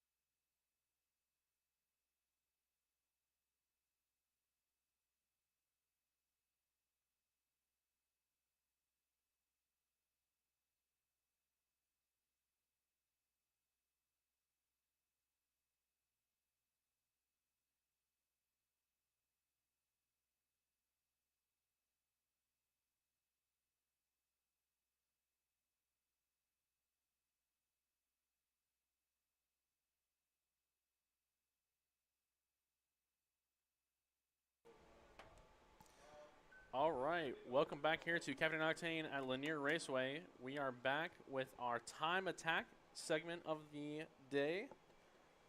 They just finished resetting the track, setting up the timing and scoring. We should get cars coming on course here soon. I am Michael Lane here with my co-announcer, Stephen Newbold. Steve, are you excited for time attack? I am actually probably the most excited for time attack. And so I could be a little wrong, but correct me if I am. Similar to Autocross, it's on mostly the same course, but it is going to be laps. So your fastest lap. So you just kind of run multiple laps, no stopping and starting like in Autocross. Yeah, that's pretty sure that's what's going on. Looks like we're getting cars finally on track for the initial pace lap. Try to figure out some of the layout of the new course that we've got. So, I mean, We got that nice minivan pace car we got. I'm seeing one big wang. all right, yeah, wang counter. All I see right, two. two big wang.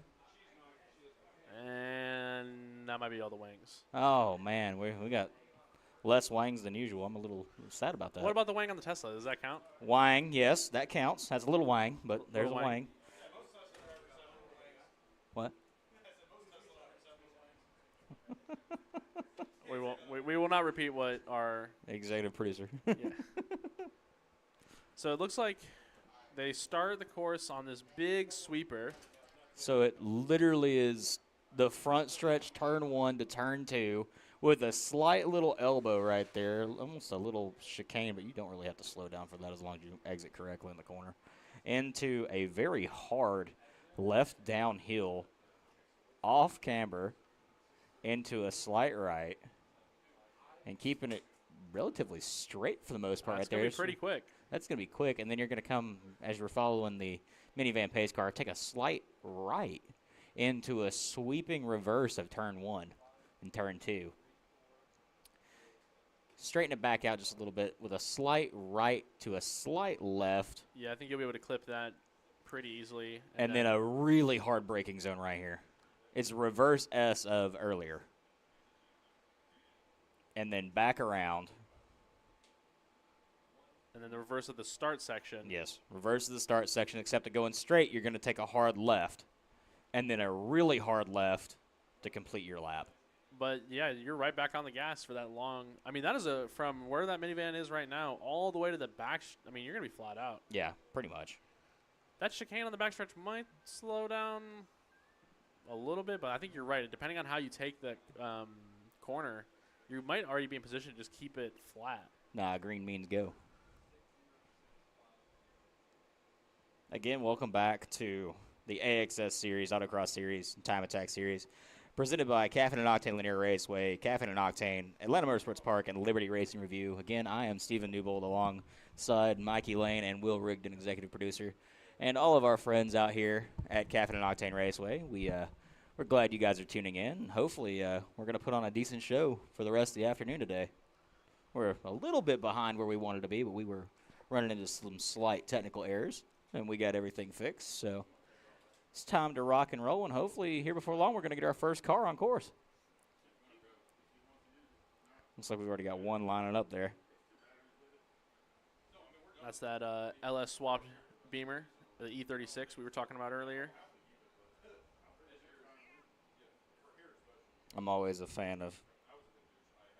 And it looks like these cars were maybe a little late to that pace lap. Yeah, that's what I'm thinking. So looks like we're going to get a couple more pace laps before we really get going. You know, it's hard to believe. We still have 16 people that are actively watching us, even though we had that whole long, I mean, like, they might 30-minute. have left the computer on. And Yeah, walked probably. That's it. probably what they did. But regardless, we are happy. If you are of the 16 people, tell your friends. Get everyone back on. We're back on the air. We have more action coming up. Time attack should be, I mean, just looking at the course, I think this is going to be fast. Yeah, I agree 100%. Especially those, That first, the straightaway, turn 1, turn 2, and halfway through the backstretch. which, I mean, we were talking about just seeing cars on the oval, and we kind of get to see a little bit of it.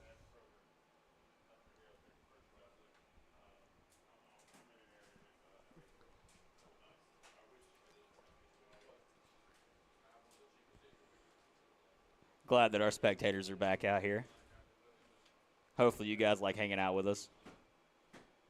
We're getting thumbs up. They probably don't actually like hanging out with us. They're just here because we're here. Or we're here because they're here. Yeah, there we go. I got it right that time. If you enjoy what you're hearing, we're going to be back for Caffeine and Octane next month. The car show down at, Town Center Mall? Down in beautiful Kennesaw, Georgia. Right off of 575, exit 1. I've only ever been once. Oh, it's long great. time ago. Well, a long time ago, it used to be a Perimeter Mall. That's what I'm saying. I went to the Oh, yeah. Next to the King and Queen building. Remember, we used to wake up at like 4:30 in the morning and drive down there. Always stop. I don't know if our people are familiar with Pickens County and Jasper, Georgia. We used to stop at the Travelers Rest, Waffle House, and the car wash that was directly behind that. Clean our cars and make them shiny. We all drove poo boxes. Hey, I mean, nothing a good car wash can't solve. Yeah, we thought we were hot crap rolling in with clapped out Honda Civics that sounded absolutely terrible. I'm not going to lie. I mean, I have like a rust spot on my Beamer. The back emblem's falling apart. The front bumper's all messed up. If I get a car wash, I feel good. So I've got some interesting lore about my car. My car survived the trip from Five Flags at Pensacola, Florida, with a race car hood strapped to the roof. Oh, well, you took it as a souvenir? Yes and no. You stole it. No, I didn't steal it. It was actually given to me by Jake Finch. It was given to me, but I had to get out of there really fast. It was one of those, they were like, hey, yeah, you guys are cool to take that. So I was like, oh, okay, cool. So I had to figure out how to get it from Pensacola to my house. And we took moving blankets and ratchet straps and strapped that thing down. And it happened to fly up in some places and made a mark on my car, like really hard mark, where it was flapping in the wind and bouncing, and it didn't do so hot. Well, I think I just saw the thumbs up down there at Pit Out, and it looks like at the front of the line is the Tesla. You know, Mikey, I kind of want to like take a mic and go down there in the flag stand and wave the flags. That'd be kind of fun. I've always wanted to do that. Yeah, every time I go to a race and I see the flagger, it just looks like The guy's having a blast. You know, every time I go to a racetrack, I always see the little kids that are like always at the bottom with like the souvenir checker flags, like waving them. And occasionally you get some that have all the flags that actually know what they're doing. Yeah, they're giving people. Can you imagine getting a blue flag down the backstretch from some kid? It's some little kid in the back.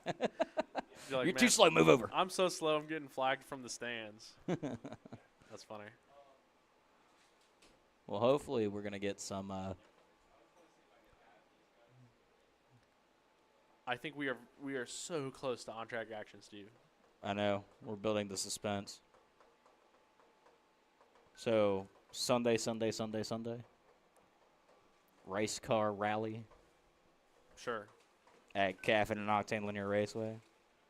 I see a couple cars that were not here for autocross. Yeah, I do. There's actually still a decent amount of people here. I saw like I mean, I could be blind, but it looked like a Nissan, like an old GTR or like something. I could be. I mean, could be blind. I'm all for Nissan GTRs. I'd love a nice JDM car going out here. Nice Skyline. Right-hand drive. Yes. Yeah, right-hand drive. That means he's got to turn left. You ever seen the video of the people like they'll go to like a drive-through and they'll drive backwards through the drive-through? Yeah, in reverse. Yeah. It's pretty funny.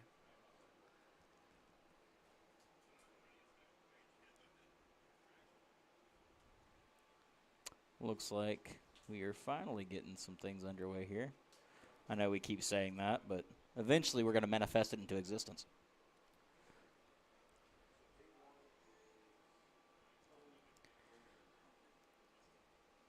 Getting some nice steady drone shots right now, just overhead of what looks to be like turn 3 and turn 4. We'll get a view of them coming out there on Pit Out. Well, speaking of coming out on track, looks like we got us the Caffeine and Octane minivan. Maybe making some final adjustments on the track. Probably going through, making sure everything's adjusted correctly, checking everything out. trying to see if there's something in particular they need to switch. That Oh looks yeah, like I exactly see. what There's they're a doing. little barrier that was messed up. There we go. They pretty much adjusted it back to where it needed to be. Just, step out and kick it just a little bit. She's good to go.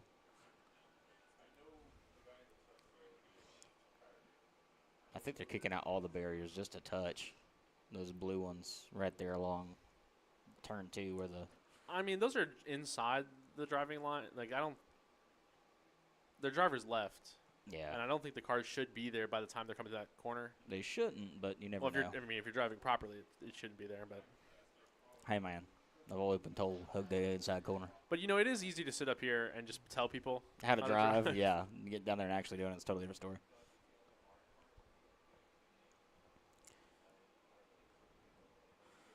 Still sitting there eyeing that Tesla. It's almost time.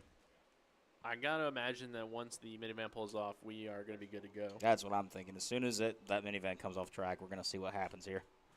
Probably going to get a starter and a finisher in the flag stand. I don't know if we'll have one. I mean, that'd be cool. I mean, I'll volunteer to go in there and do it. I'll wave the flag. Give me the mic and just let me call it from right there. I mean, it does work all the way down there. I mean, I would like to be able to have a headset, but I don't think we have that much cable. That's a lot of cable to run. It could probably be done, but it's definitely going to be difficult.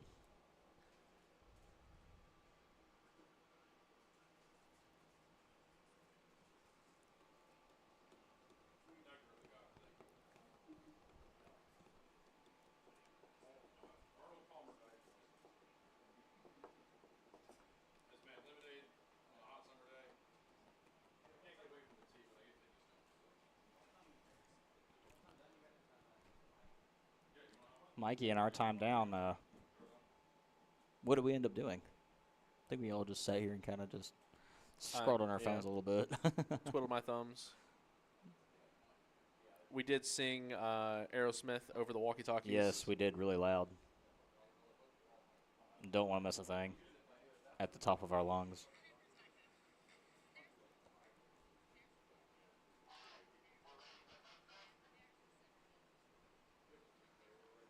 All right, the minivan is off and parked. Will the Tesla start rolling? For those who are joining back in or have stuck with us, this is the time attack portion of the day. Autocross is done.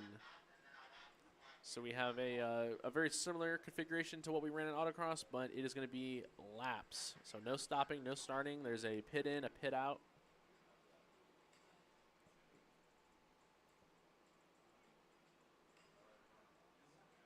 And I see him grabbing the flags from the minivan. So I think we are going to have a flagger, unless maybe he's just chilling. I would kind of like to, personally, I would kind of like to get up there in that flag stand and just wave the flags. It would be kind of fun. So it looks like we're getting some cars moving. So we're going to have oh, nice. We've got that going on. Looks like a Honda Fit VW Golf. I can't tell what that is. But right now on my screen, I'm seeing 2 monkeys. I don't know what you guys are seeing at home. Hopefully it's just not the screen.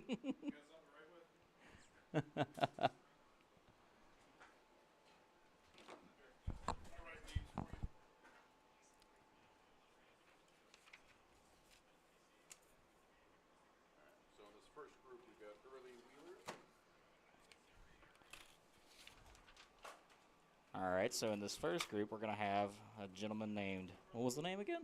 Early Wheeler in a Honda Fit. We got Early Wheeler in a Honda Fit. The 2 cameras that were down there are no longer set up. Yeah, they're in the back of the car. I don't want And then I can't see the previews if I don't. the next car behind him, I believe, is, what name is this, Will? Akil Nangpao, and I believe he is in the Golf. Here we go. And we've got 1 car on track already.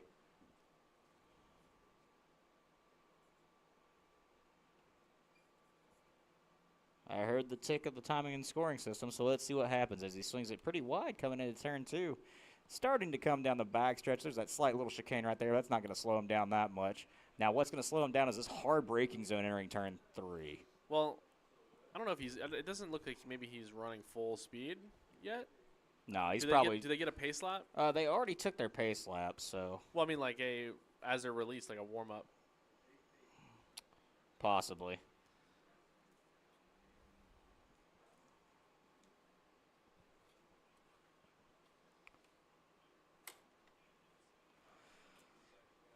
It's that little difficult right there, the reverse of what it was at the the start, and then you're gonna have to take a hard left right here. I mean, really hard left, almost swing it all the way out to the wall and right back into the throttle, full race pace, down into turn 1, through turn 2, entering the back stretch, small little chicane. He looks like he's hitting the brakes there a little bit. Slow it down, and you really got to get on the brakes again right here, entering turn 3. Into the turn 4 sector. Slight swoop into turn 5. Not really much of a difficult course right there. It's straight right there. Then it's turn 6, just a nice little swoop. Turn 7.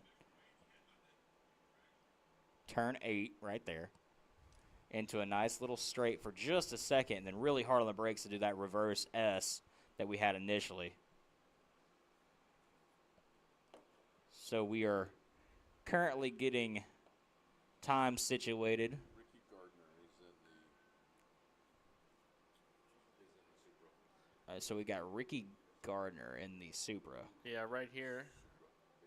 Making his way towards the end of the track. He'll be turning onto the front stretch here.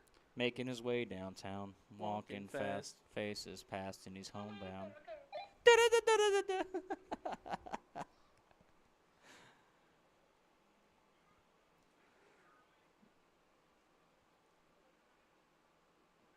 No, or if that wing's helping him out any. Yeah, they're slowing down for that chicane quite a lot more than we thought. Maybe it's a little more exaggerated than Maybe we need to get up there and try to test and see exactly how much of a chicane that really is. I mean, I called it. We just sit up here in our lofty tower and. See, the Honda Fit didn't slow down at all that time. Oh yeah, well okay. He went straight through it. Maybe he's seeing something different than we are from up here. Or maybe it's just, their first lap. They're trying to figure it out before they full send out there. That is true. You don't want to go full send on the first lap. And I mean, you kind of want to go full send regardless, but that's just me. Bink. You only have one speed, and that's go. Yeah, green mean go. It's kind of like a weird qualifier right here. I wonder if we could do like a qualifier, a pre-final, do like a process of elimination. Put our fastest two against each other.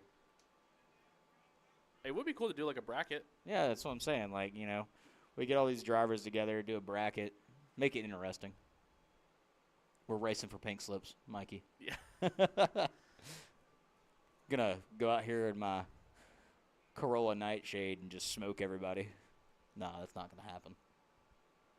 Look, you can't just put the nightshade on the end and make it seem like it's cooler than it is. I mean, it's cooler because it's blacked out. That's about it. It's still a Corolla. Yeah, it's still a Corolla at the end of the day. Not sitting here critiquing this Supra, but he needs to get lower on that turn 1 entry. The objective at a short track is to absolutely hug the inside wall, but it's not there. But right there is where you need to be.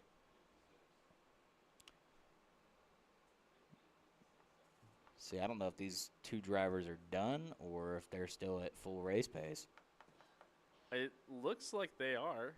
Are they done or are they at full race pace? I don't know how many laps these guys are getting, so. I wonder if it's a time session. We need a Will Rigdon to.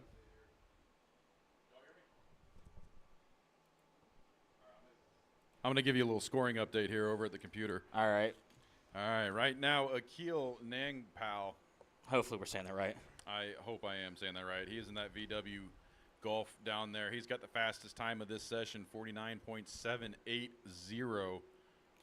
Ricky Gardner just behind him in that Supra, turning a 52.303, and then rounding out the field in the Honda Fit early Wheeler with a 55.100. We just crossed the halfway point, so we are 5 minutes into this session. Will, Got let us 5 know. minutes to go. Let us know if that time. We're doing about 1 minute, give or take, 50 to 55 second laps. Will, can I get up there in the flagman's tower and wave the flag and look all pretty? Only if you take your shirt off. All right, I'll do it. I'll do it. Right here, right now. It's gonna look like what's his name from the Goonies? I'm doing the truffle shuffle out there. I mean, the sun might reflect off you and blind someone. Yeah, they might think there's a white flag out there Yeah. instead of me. I came in. It was the last lap. I thought that meant go slower.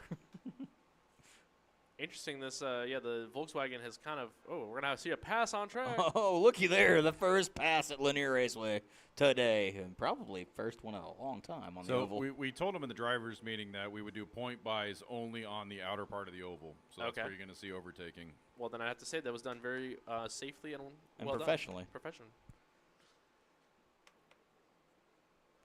Will, if you would chime in when we have a braking speed from either one of these three competitors. Again, early Wheeler out there with a 55.100.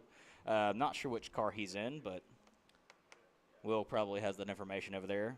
Keel Nangpao with a 49.780 is his fastest time at the halfway point, and Ricky Gardner with a 52.03 with his fastest time. Again, there's only 3 cars on track right now, and that's just how we've got it broken down. Yeah, the Supra, actually both the Supra and the VW Golf just turned their fastest times that last time by, so they're both on lap number 8 right now.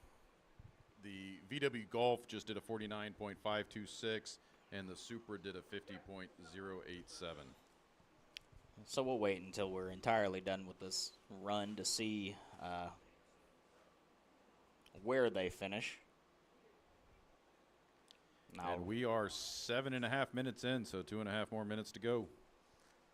So at this rate, probably 2 laps. Give I'm or assuming take. they're going to let them finish their lap when the timer goes off. Yeah, we'll whatever their last time past the stripe when time's done. Part of me really just wants to go out in that scoring stand. I'll go out there with a mic and call it as I see it when they come down the front stretch. Would that work for you guys? I want you to be on the mic while you're driving. I can make that happen too.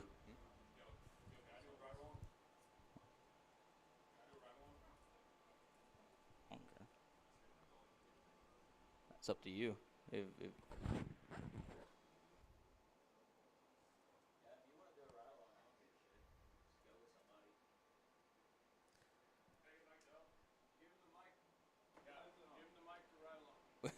I think we might be handing off the mic to Connor, one of our photographers here.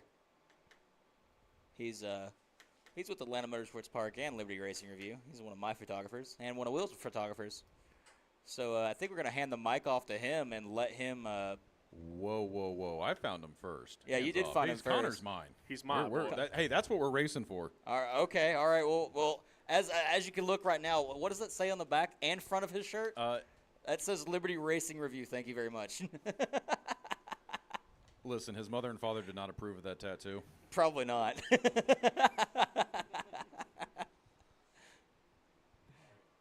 And we are down to 1 minute to go. 9 minutes down, 1 minute to go.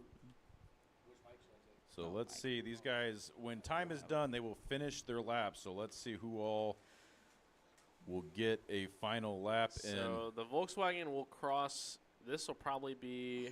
This will definitely be his last lap as he crosses. I think all 3 drivers will get one more lap here. So this will be the start of Akil's last lap. As the flag man, I think that's Cody, is running to the flag stand. Oh, God, hopefully he had his Wheaties today. He's definitely feeling it, Mr. Krabs. Yeah. Oh, no, cramp. Ah. You've got about I know if I ran like that, I would 13 be, more turns. Let's see I if he would makes be it. full body spasm. Well, that's because you were half Arnold Palmer. I just chugged it, too. This is your All second right, one. and we just hit 10 minutes, so that is going to be it on this session. So last time by will complete the session. So we'll get some final times here, see if anyone improved their time. He said, forget that there stairs. We're just going to climb the fence. Checkered flag is out. Let's see who has the fastest time this go around. Will, you're over there at the time and scoring. Let us know who's got the fastest time in this session as soon as they all come around. So that Golf, Oh, that fit. that Fit's going to slow down that Supra ever so slightly. I don't think so. He's still there's enough. He had a gap. pretty good lap, although we told the guys in the drivers meeting that is part of the strategy. You got to gap yourself, and you got to give the point by. So final checker flag is out. Will, why don't you run it down by name? All right, so the fastest driver that last time was Akil Nangpal, and he actually ran his fastest time on his second to last lap, so he kept dialing it in. He got a 49.509. Second fastest out of that session is Ricky Gardner. He did his on lap 7 with a 50.087. And Early Wheeler, rounding out the field in that Honda Fit, turned a 54.043. Only 4 seconds slower than the Supra. So really, if you see somebody in a Honda Fit, you should compliment them on how fast their car is. That's the tagline. Only 4 seconds slower than a Supra. That's good advertising material. We should trademark that. And which one was the 49.509? Was that That was the Golf. He is Golf. your current leader right now. So in this next group, Will, who do we got coming out?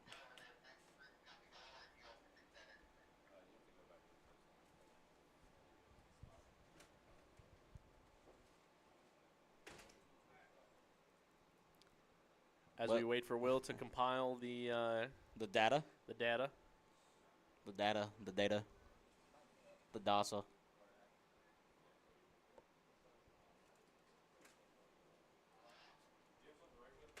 Yeah.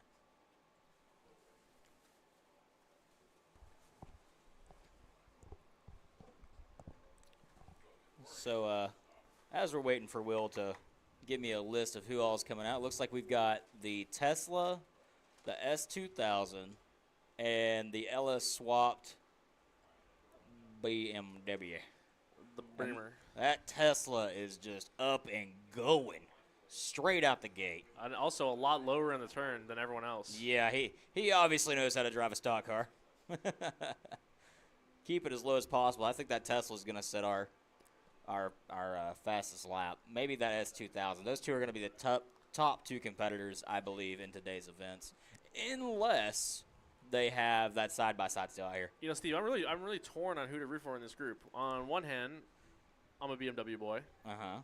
So on the second hand, I got a bunch of free merch from the Honda. Yeah. And on the third hand, I got a ride along with the Tesla. So what you're saying is you're either going to root for the electric Tesla, the big block Chevy, or maybe small block, or the Honda. The way I see it, when you're on the fence about who to root for the guy with the big wang. Oh, Big Wangs, yes. Let's not forget about Big Wangs, located in Oakwood, Georgia. Can't remember the road, but it's like 1149, maybe McEver, I don't know. Shout out to Wangs. Nothing like a little MSG on a hot day.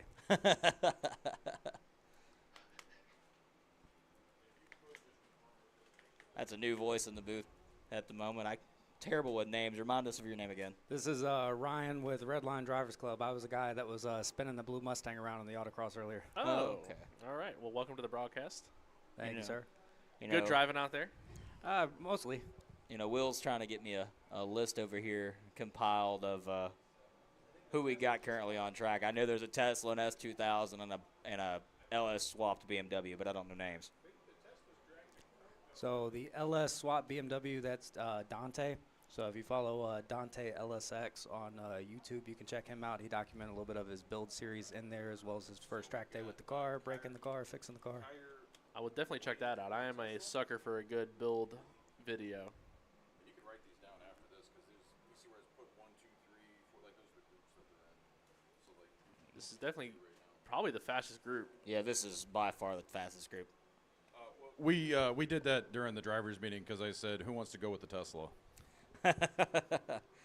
Yeah, and this is definitely the group that Well, and these guys are all leading, well, except for the Tesla because this is his first AXS event, but Dante and Turner are both leading heavy and light for time attack right now for the season. So Dante is in the S2000, right? Yes. No, Dante's in the BMW. And then Brad Turner's in the S2000. S2000. All right. So, again, we have Kyrie Murray in the Tesla. Hopefully I said that correct. Kyer. Kyer. He said it's Mullaney. It's like tire, but with a K. Kyer Mullaney, like John Mulaney. There we go. We already made that joke. Yeah, I know. I'm just trying to remind myself. I'm terrible with names. Dante Tomlinson in the BMW, and Brad Turner in the S2000. So at the halfway point, Will, we're going to do like we did last time. We're going to ask you for the Yeah, I'll go over the scoring. I'm trying to get Race Mounted up and running so you guys can see it from your phones. Yeah, that would be great. So next group we also have. I'm just happy we got the scoring system working because we were over here frantically trying to get that running. Because if we didn't, it'd be whipping out the autocross timer doing it one at a time. Oh boy, that's where it gets fun. I mean, we could just sit up here with a stopwatch, all three of us, and take the average. Yeah. Do it by hand. Hey, we got the score sheets up here. Yeah, we got old school NASCAR score sheets from back in the day when NASCAR used to run at this facility. Yeah, I saw Steve kind of cheesing over here when he. Yeah, when I first saw give it. him something the right with, and he goes and rips the. Yeah. Speaking of autocross and scoring, when do I get to see that? I want to see how slow I was. You were on there. He was on there, definitely. You were on there. You were. Of all the drivers that competed today, you were one of them. Yeah, you were definitely one of them.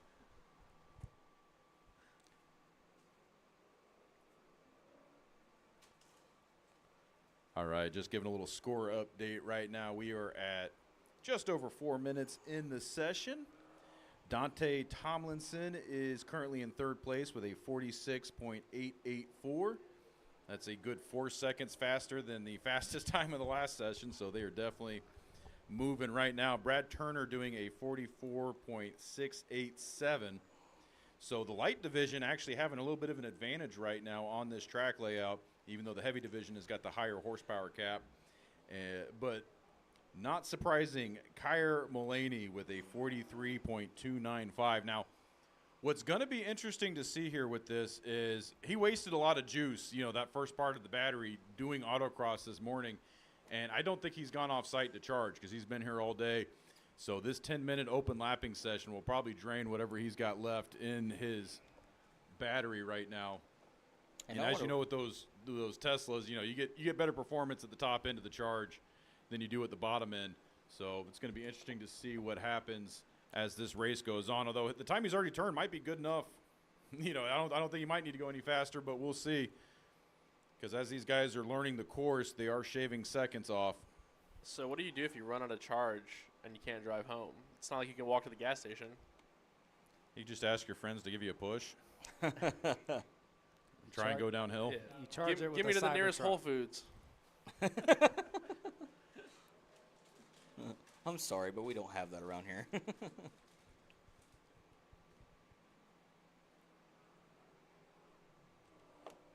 And that guy in the Tesla Hey, is just if we were up walking in them down the Dawsonville, I straights. know a place. Yeah, there's a wonderful Sorry, I facility. didn't mean to cut you off. I didn't hear you talking over here. Now, you're not saying that the guy in the Tesla is just walking everybody down in the straights, man. Yeah, it's crazy looking how Dante's catching up to him in the turns. But then, the second he gets on that oval, he just pulls. And this is, we talked about it. It's a pretty fast course. There's like a lot of straightaways for the Tesla to work here. Yeah, shout out to Dante for keeping up in a garage-built car. Him and his dad actually put that car together. He's a former dealership technician and currently works on MARTA buses. And that car is almost completely built in their garage between the two of them.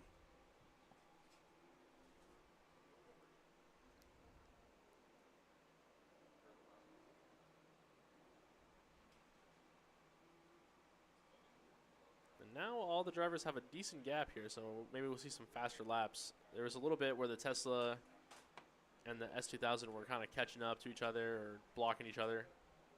Will, I really want actually, Mikey. You think we could hop in my car after this and see what we can just do on the oval? I'm curious. Part of me. I would be down to do this course. Yeah. Well, I don't know about doing the course. I don't know. My brakes are a little iffy. I'm telling you, you don't need brakes. Are brakes a social construct? Yeah. That we don't need? That's an illusion. Oh, yeah. Ain't no need to lift.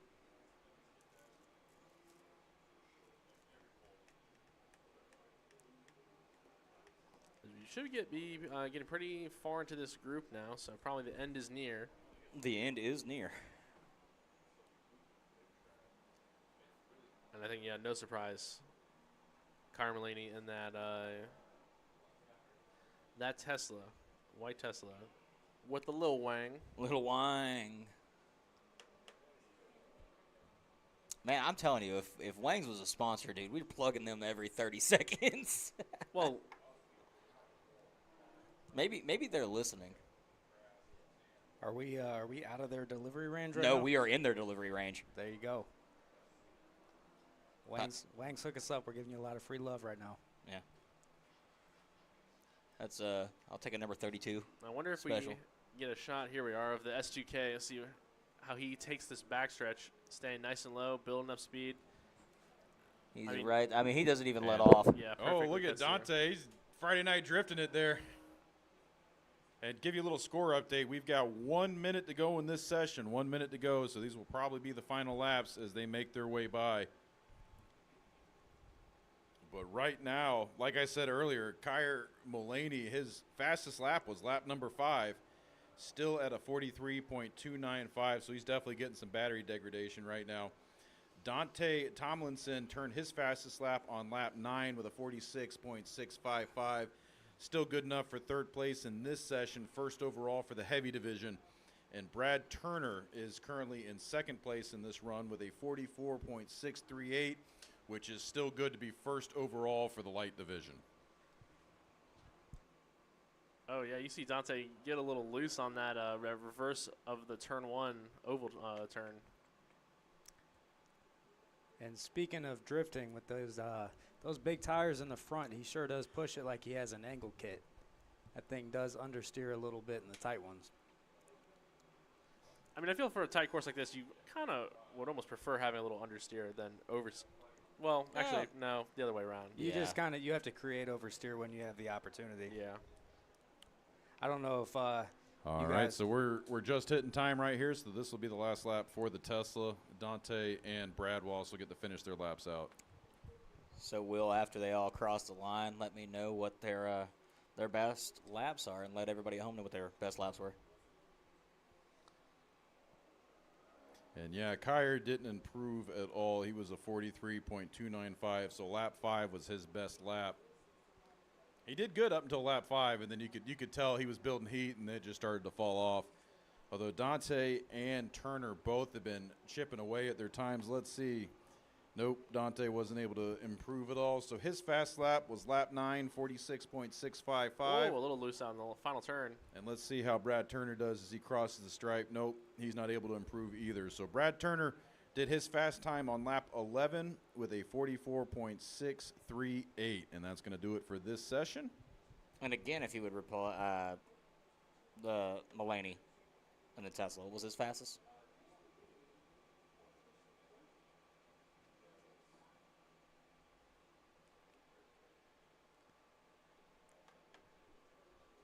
I think Will's trying to figure out what the fastest was for Mulaney. I missed that time. The last time I had down was a 43.295. I'm pretty sure it's faster than that. Actually, no, that was his fast time. Okay, fast time of 43.295 for Mulaney and the Tesla. The BMW of Tomlinson was a 46.555, and Turner and the S2000 with a 44.638 fast time. And this time out, it looks like the group that I've got written down is Justo Guerrero, Andrew Gray, and Tony Owensby. I'm not sure who is in which, so we'll get that confirmed in just a second. But it looks like cards on screen. We got the Miata Mini Cooper. Is that a That's a Honda of some sort. Honda or a WRX. Subaru? Is it a Subi? A Subaru. A Subaru? Is that a Subaru? Raggy. All right. That was a little too good, bro. I used to do that professionally.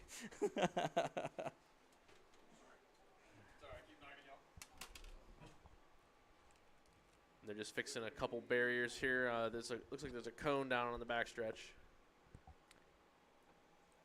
I'm not sure who clipped that cone. I don't remember seeing that on It might have happened in one of the last lap or something. last lap, last turns.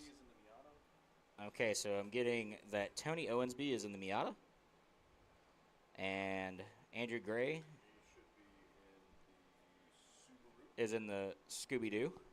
WRX STI. Oh, it's a WRX STI. 2008. Oh, it's a 2008 WRX. And Guerrera is in the Mini. Yep, he's going to be in the Hooper. So again, that's Guerrera in the Mini Cooper. It's up front. And then Gray in the WRX and Owenby in the Miata that's going to round out that field. That wrap, I don't know what we should call that wrap. We've been talking about this all day. We're still trying to figure it out. I think we should call it the Bryant Orange and Green because that's what he bought it from Roger. So. Oh, okay. Funny Oh, enough, I'm digging the light bar on top because it almost looks like a hood scoop from up here. Yeah, that's what I thought it was. I thought it was a hood scoop too. funny Man, enough, this I think Mini it's is just for cooking. I think it's just for shining people on the road when they cut them off. Yeah. a little bit of a collapse. I'm doing the best I can. Man, speaking of last night, we had all those motorcycles just kind of coming out of nowhere on 285. That scared the crap out of me. It's like how I merged right in the middle of them. No, getting off. they merged on top of us. Man, 285 is no joke. Remember when you leave the track, drive out of here nice and slow. 985. 985, whatever, close enough. You mean the North Georgia Super Speedway? Yeah, 985, or that's also the speed limit. I'm pretty sure most car enthusiasts that live in Northeast Georgia have hit their top Avoid. speeds on 985. Yeah, avoid that whole area. GSP at every 13 seconds. That's why they're out there. They pretty much built a station on Exit 8 because of all of you guys. I'm sorry. I may or may not have gone really fast. Well, the Miata kind of cooked that turn. That Mini Cooper's handling like a go-kart out there right now. Speaking of the Miata, if you guys go look at Redline Drivers Club most recent post, there is actually a picture of me in that car when there was number 57 on the side of it flying over the hill in the AXS Autocross last year. The prior owner, Roger Bryant, let me take that thing for a spin, and it has to have a stage 17 clutch in it. It is not an easy car to drive, but Tony looks pretty comfortable out there for first lap out. Say stage 17. Had to be, man. It was like it had a magnet on the other side of it. That thing just wanted to jump. And I tell you what, Tony does a very good job getting in that car. He is 6'5". Oh, jeez. Getting a Miata? Yeah. He makes a handful of, strenuous groaning noises trying to get into it. I definitely would make a lot of strenuous groaning noises getting into it. I've sat in a Miata before, and I'm like right at 6, and even that is like with a helmet on. I'm 5'11", so. Yeah, well, when you got a roll cage in Steve, one, if you're 5'11", Yeah, according to my doctor, I'm 5'11". when you got a roll cage in I went one last with week. a door bar as well, the thing he's still working on is just trying to get that left leg all the way behind his head. yeah. Yeah, someone needs to reach in and unravel him so he can actually reach the pedals. Yeah, pretty much. He had his, I went and met him this morning. He had his lady backing that thing off of the trailer.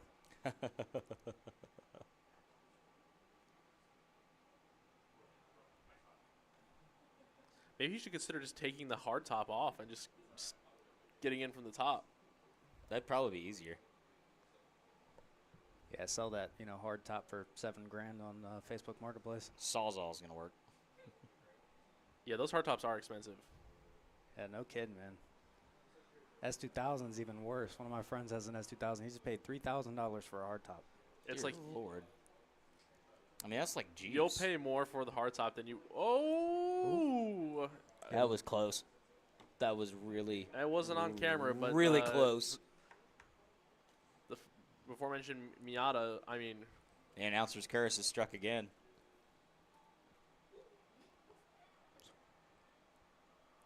he was looking right at the wall.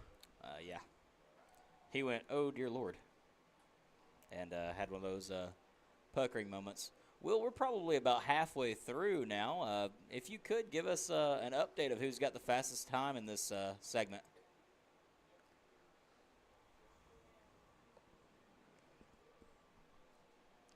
I think Will's compiling data over there, so it'll be just a second before he lets us know what we got. Hey, I'm trying to do my job over here. I don't know. We are too. Oh, you're getting paid to heckle the Oh, we got a the cone staff in the over middle of the here? track. Yeah, let's go. You know what? We're going to settle it on track. Let's do it right here, right now. All right, so right now, Justo Guerrera is leading this group. He's in that mini BMW Cooper right there, and he has got a 46.831. Andrew Gray in the Subaru STI right now with a 50.713, and Tony Owensby rounding out the field in that Mazda Miata with a 52.854. And we're just about to hit the halfway point. 5 minutes down, 5 minutes to go. You know, are we taking cones as penalties in this or no? They really shouldn't be hitting those, I guess. Well, there's 2 cones that are on the backstretch. If we can get a shot of it. Yeah, they've, center track. Center track. Back stretch right in the middle of the driver's lane. Every time they go through, they get hit. Oh, again. there's the one that just got taken out. Two Oh, got dang, taken I out by the took out 2 of BMW. them. It's a cone massacre. Mr. President, they've hit the cones. Another cone has been hit. Well, now we've just made a choose lane right there. Figure out. They which have to do a joker lap. Joker lap straight through all the barriers. Well, you just do a joker lap, you just stay on the oval. Yeah, Just do the just whole outside do the oval. whole oval wide open. Don't lift. Sir, they've hit the pentacone. Go back to timing and scoring. And just like that, we got canceled. We made it like 5 hours. We did it.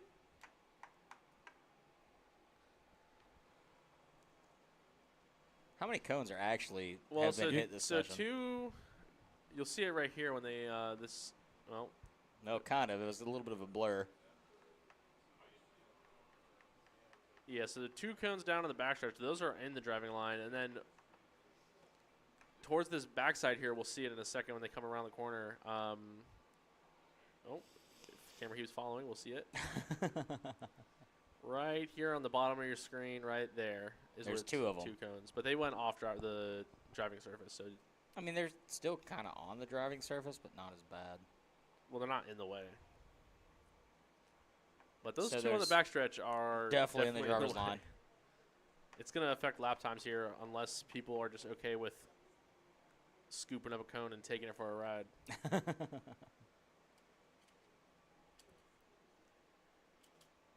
Say this Mini Cooper negotiates this final turn.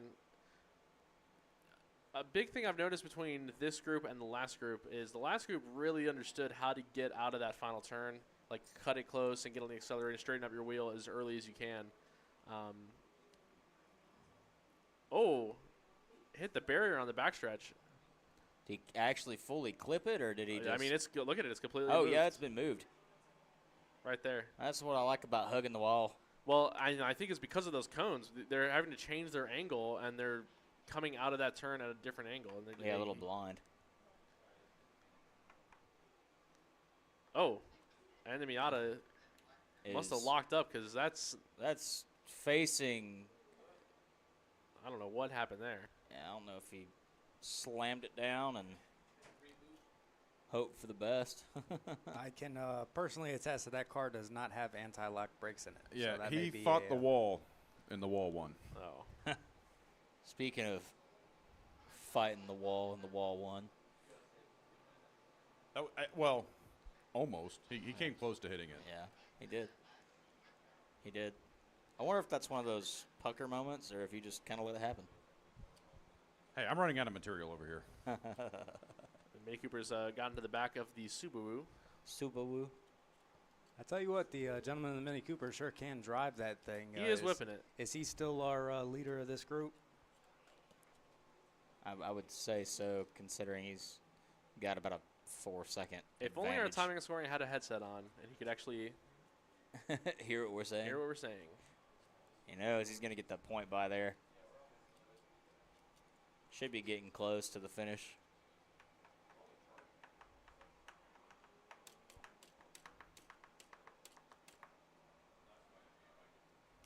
We do have some spectators up there on the hill, which is actually nice to see. If you guys want to tune in, if you can hear us, 88.7 FM on your radio. So again, 88.7 on your radio if you would like to listen to us ramble about cars.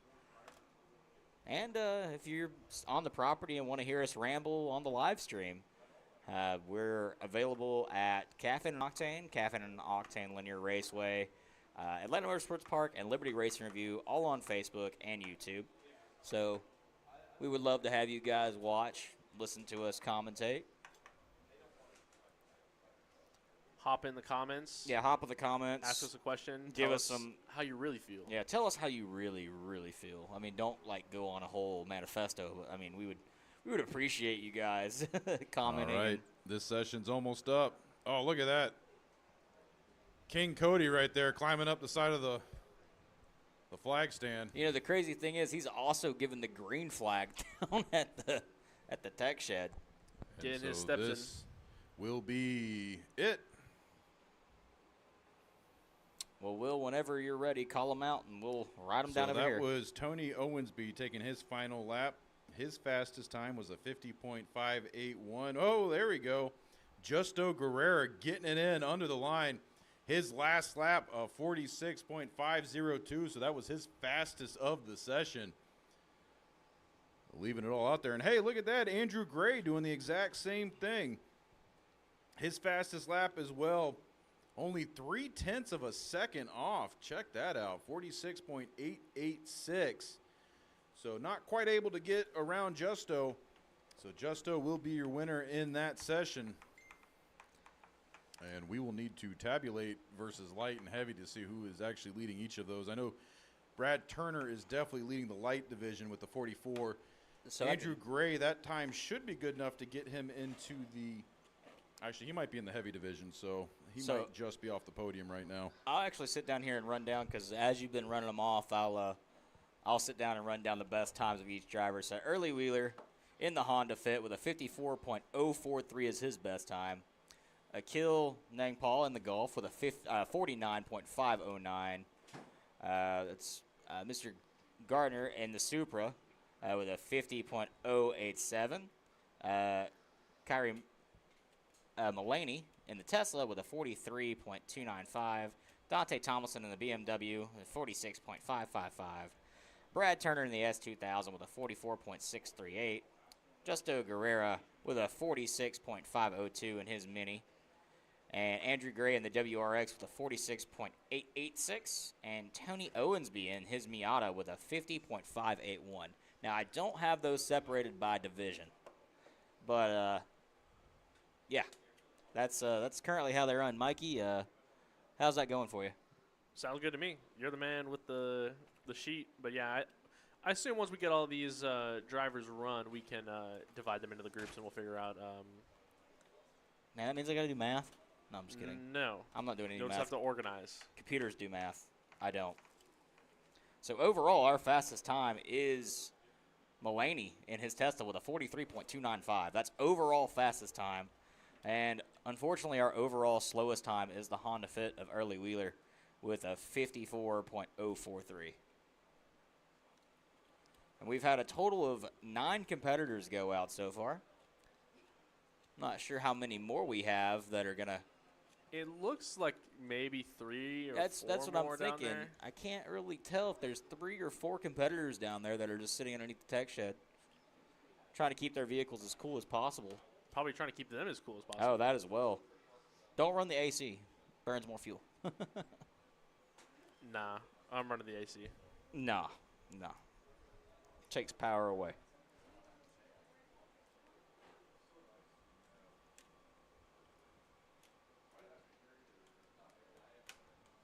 So tell us more about the Red Line Drivers Club. Well, so it is kind of my, brainchild of a kind of a group, so the direction has actually shifted a little bit. If you guys actually do check it out on Instagram, it is pretty stagnant for several months until this past week, actually. So I got into the car business. I currently sell cars for Mall of Georgia Ford. Shout out to Mall of Georgia Ford, actually. I was at Town Center this past Sunday for the Caffeine and Octane down there. I was in a 2024 Mustang GT that we actually took right off the lot, brought it down to the car show. Our general manager, Jeff, and desk manager, Samir, that was kind of a collaboration with them to let me do that. So shout out to my cool bosses. But yeah, so essentially the direction has shifted a little bit. Originally, that was going to be something where I was doing car reviews and I was going out and actually filming, stuff like this, my autocross, everything. And the direction and the plan from this point forward is to actually be, I have several other friends who are, creators, and get some footage from them. Obviously, credit them fully for the footage, but kind of make it more of a community channel, so to speak, of all my good friends that are in the racing life and the car meets. So do you have any particular focus, or is it just motorsports and car culture in general? It's car culture in general, typically, man. I mean, I got several friends who are into drifting. And then I also, of course, I've done a bunch of autocross. I did the AXS series last year. This is actually the first event that I've managed to make this year. But yeah, so it's kind of just car stuff in general. We got some cool stuff in the family. I like to, go do Tail of the Dragon, everything like that. So it's just kind of as I have the opportunities to, be a part of it, I'm kind of film it and document it. So just basically cool stuff on the road, cool stuff on the track, just the people behind it, all that, Absolutely, and Cool shout out to 127 Media, Bobby Kerr. That is his handle is ONE.27 Media on Instagram.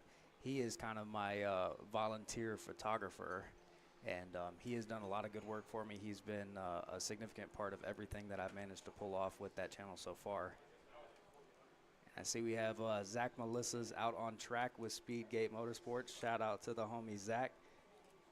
This man is a legal professional by day and race car driver by night. So it's Zach who? Zach Melissa's with Speedgate Motorsports. What car is he in? Is he in the stickers over here? Yep, he is in the R32 GTR.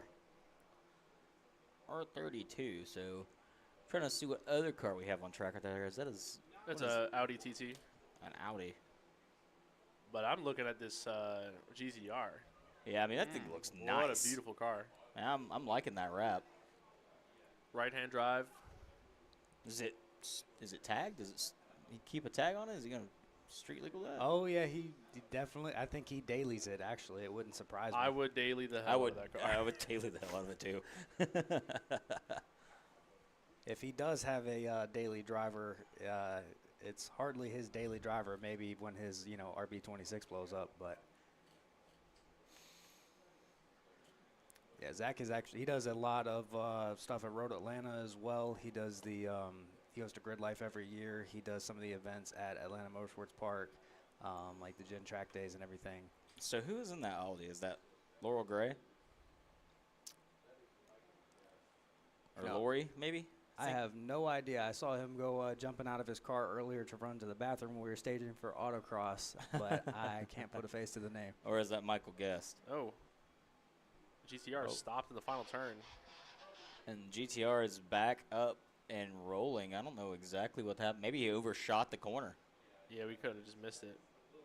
He is running on the high lane, which is a little weird, but. Okay, so Michael Guest is in that Audi.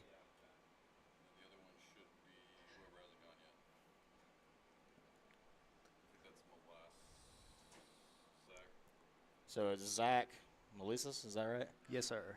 Yeah, he's in the R32.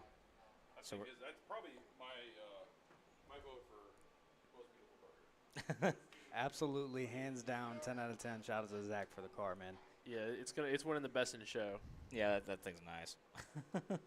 He had a completely different wrap on it last year, same color scheme, but I'm liking the new one. His hood is actually purple as well. It's like the midnight purple that they did on the V-Spec Skylines.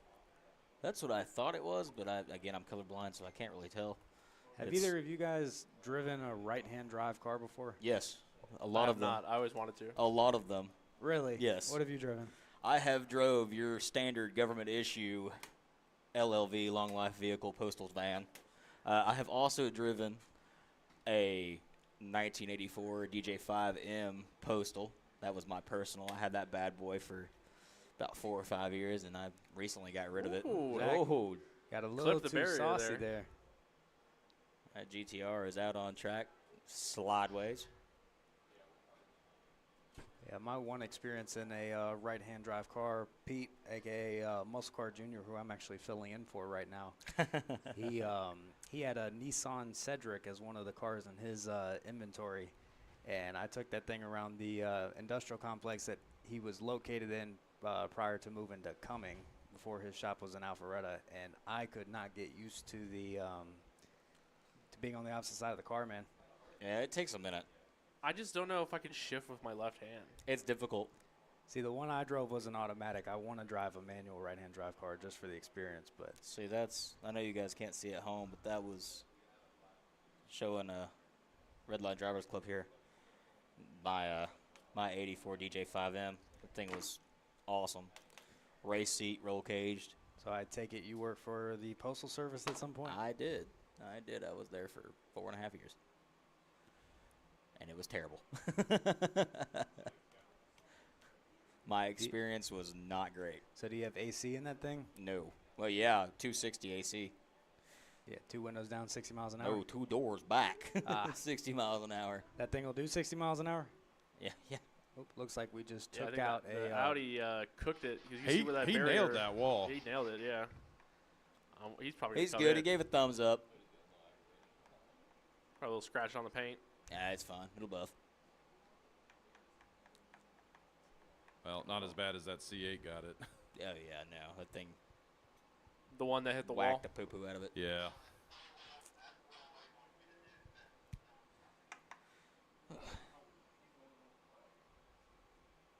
And the R32 has come to a complete stop right here at the front stretch area. I don't know if he's having a mechanical issue or what's going on here, but he has stopped. I'm almost wondering if something in his front suspension has let go. I'm noticing he's kind of And- understeering to the left and not understeering to We've the got right. a red flag displayed Yeah, on we're track. gonna reset the course. That is a call from up top. So we are officially at the halfway point. So we're gonna run. Cody's gonna go out here, reset the course, and then we're gonna run So okay, 5 so he more doesn't minutes. have a problem. He was told to stop. Okay. Yeah. We threw the flag after the third barrier was relocated. We decided to go ahead and put a pause on You this mean one. the barrier was liberated from its previous So you're, position? Yes. you're saying a third car has hit the barricade. The third car is at the There's a car down in a field in Pennsylvania right now. Whoa! Whoa! Wait, hold up. I thought we were. Speaking of Pennsylvania, Pocono. We agreed we were not talking yeah, about. Pocono. Pocono. Pocono is going on right now. We're running Pocono in the NASCAR Cup Series. Last time I checked, Stage 1, Martin Truex Jr. was your winner. I'm not exactly sure where they're at now. They're probably done with Stage 2 at this point in the day. Now let's pull that up here and see what we got going on in the NASCAR world while we're kind of waiting. I don't know if anybody really wants to talk short track and NASCAR. Was Yeah, let's get F1 this back on track. Yeah. this Oh. broadcast. Oh, Will, this is not good. It better not be Denny Hamlin. It is or- Denny oh, Hamlin no. in the lead, Stage 2, 72 laps at a And that 160. cheating Toyota. Them cheating Yoders, but hey, we got a Ford right behind it and Josh Berry in second. Oh, And then unfortunately we got Chase Elliott in third. where's Chase Elliott in third? There we go. There we go. Hometown Ty boy. Gibson fourth, and Ryan Blaney in fifth. William Byron in sixth. Truex is in seventh. Brad Keselowski in eighth. Chris, this feels weird to talk like this at a short track. Oh my God, I got goosebumps. Like you guys don't understand. I want to know where Suarez is. Vamos. Danny Suarez. Yeah, I love good old Danny Suarez. Hey, we were at the Atlanta race earlier this year when he got that, was it .003 margin of yeah, he's victory? in 24th right now. Oh, we were. Oh, we man, were Bubba Wallace all is in speaking 27th. Spanish leaving the track that night. That was Mikey wouldn't know. He was at his job. I don't want to hear it. You guys all Missed know the second closest finish. Well, it was at the time the closest finish in NASCAR history. Ross the Hoss Chastain is 36th. The Melon Man. Why did he wreck? I don't know, probably. He's 20 laps down. And Noah Gragson, nothing unsurprising there. 60 laps down, probably smacked the crap out of the wall. Probably tried to punch someone. Yeah, he'd go low on the wall. But hey, J.J. Yeley is doing better than Austin Cindric. In that, what was that, New York racing team in the 44 car? So, Will, we're at a halfway point on this session. Yeah, we paused it, so we're 5 minutes down, 5 minutes to go. So once we get started, we're actually a little over 5 minutes, but we're going to add an extra minute. Sure. Because Here they obviously go. that mucked that last lap. And it looks like the R32 is back underway. I almost called that a Supra. Oh, God. The Skyline. The only real Nissan. Even though I was talking about 350Zs earlier. We do need to get some, like, initial D Eurobeat playing. Just The entire time. That would be kind of cool. or some, Tokyo Drift. That's gonna get us kicked off. Better stop it. Sony has that song on lock. I'm pretty sure they do.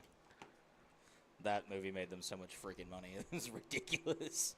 Well, they're the ones always putting the copyright claims on Facebook, so you gotta watch out for them. Oh, Sony? Yeah, that SME has detected a copyrighted song on your, that's... I tell you what, when All my marketing people know what I'm talking about. Yeah. when Zach is able to maintain his traction with all four tires, once he gets down into the center part of the track, he probably has some of the cleanest lines out of anybody that has run today. You know, Will, maybe we should get us, since we're halfway, let's go ahead and get us an update. Let's start with that R32 of Zach.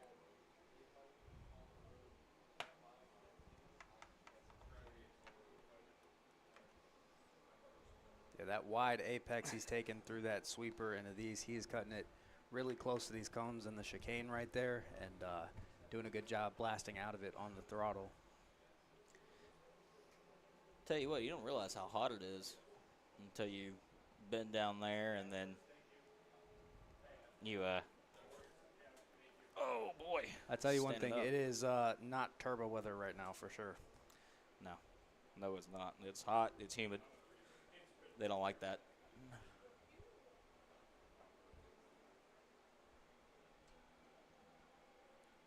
I just realized that our spectators that are up here that hung out with us all day are no longer right here. And I'm a little sad about that. We scared them off. Probably. Looks like we're scaring off the people on top of the hill, too.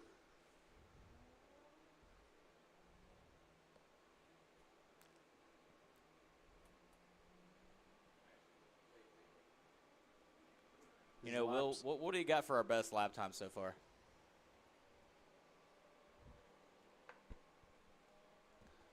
Just slightly over halfway.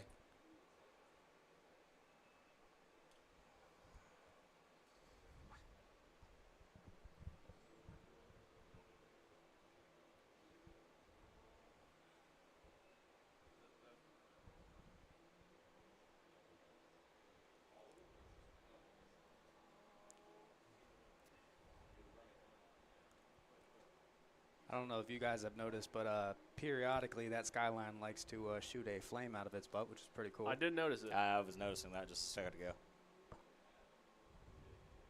And that wrap looks so good. We're not popping in race car noises, so me and Mikey Lane will do our great. They don't need to hear that. Oh, okay. So I'll do it. So as you guys talk, I'll do this really quietly. So I'm gonna turn myself down just ever so slightly, and be like.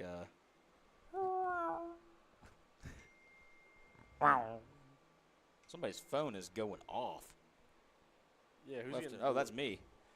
Oh, Connor Cochran over here sending me all these messages. All right, All so these I photos. have some score updates right now. Okay, go ahead. We've got about 2 minutes to go in this session, and right now, Zach Melissas in that beautiful R32 Skyline has a fast time of 45.221, which is actually pretty fast. That'll probably put him in contention for a podium in the heavy class.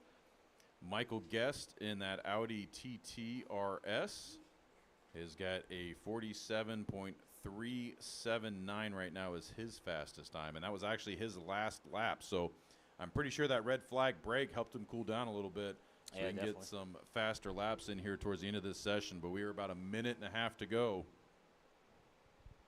So we should see one, maybe 2 more laps out of these guys. I'm assuming we'll probably get 1 more lap out of the Skyline, probably get 2 laps out of the TT. Let's see.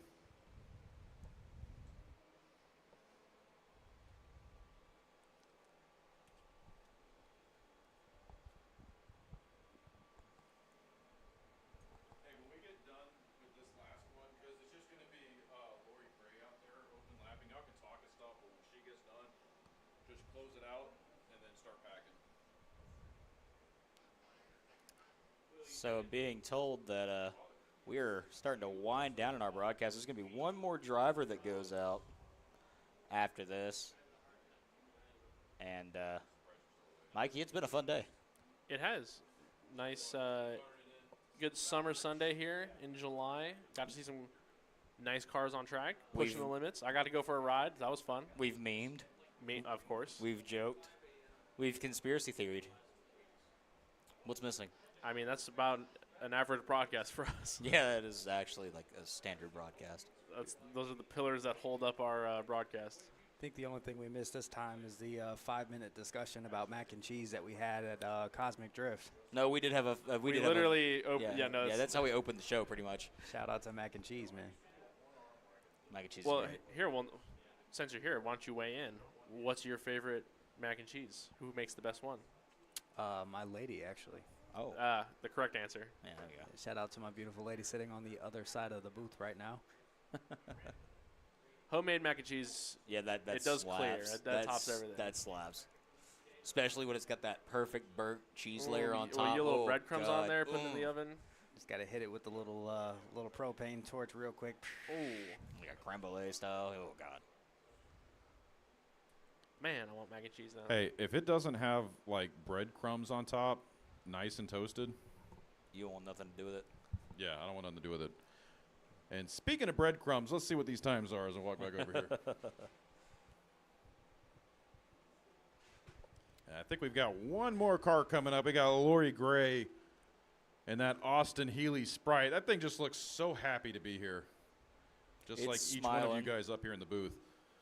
And so final scores for that last run, Zach Melissus wasn't able to best his time, so 45.896 will be his fastest. And then Michael Guess also with a 47.964 as his fast time. Will, I think you got that a little backwards here because I've got a 45.221 for Zach in that R32, and then Michael Guest in the Audi with a 47.379 was the fastest at the halfway point. I am.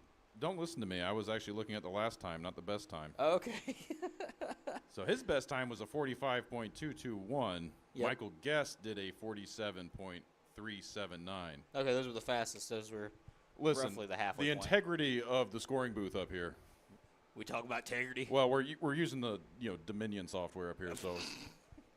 Dang it! Here I go again. I said we were not getting political on this broadcast. What about integrity? This is just yeah. What about integrity? You ain't got no integrity. Integrity. I'm not going to say the last part of that sentence, but those that watch South Park know exactly what I'm talking about. Integrity Racetrack. We could go buy a racetrack in Colorado. Name it Tegrity. The Randy Marsh Tegrity Raceway.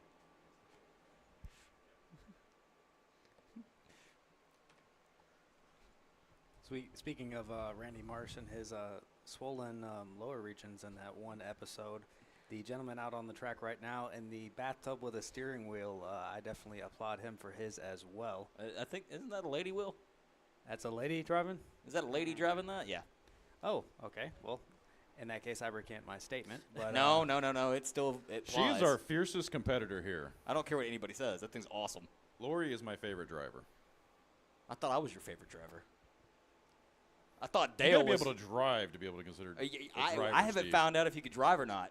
I still need you to get on the track. I drove all the equipment here today. Yeah. Okay, valid point. I drove executive producer here. I don't think I'm an executive Well, producer. not executive, but producer. Manager of buttons.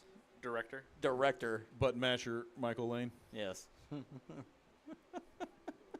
I take the monkeys in a room writing Shakespeare approach to directing. You just press enough buttons, and sometimes the broadcast looks good. Sometimes it doesn't.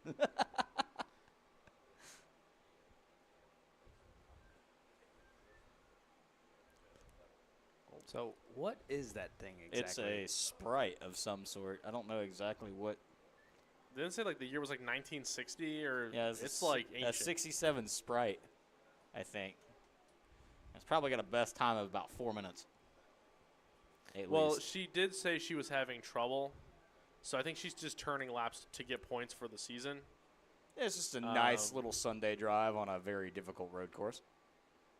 Look at the hand movements. I mean, I doubt that thing has power steering or Yeah, it probably doesn't. anything. That car is, I think, literally, like you said, like a bathtub, 4 wheels. Hey, you put an engine in anything, then that's good.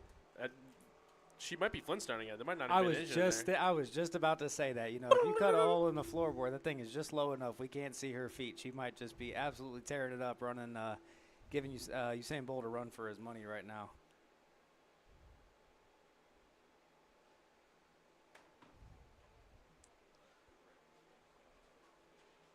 Yeah, speaking of Usain Bolt, we got the Olympics coming up soon. So, out of curiosity, what class is she in? I think her own, right? Super light vintage, probably. Probably like Well, some there you sort go. of So she vintage. gets a first place every time, right? Yeah, might as well. I still applaud her for choice of vehicle, man. I think Yeah, that thing's great. That thing's pretty cool. Those are some skinny little tires that are on it. Yeah. Yeah. I'm kind of curious. I wonder if they would. I know I've asked this before, but Mikey, would you go on a ride on the oval?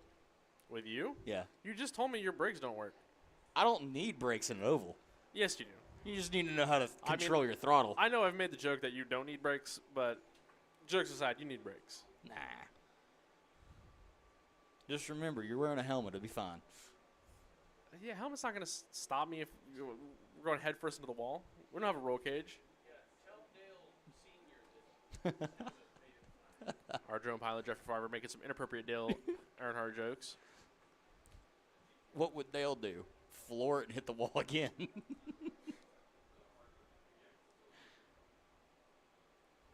We should have got Jeff on the mic.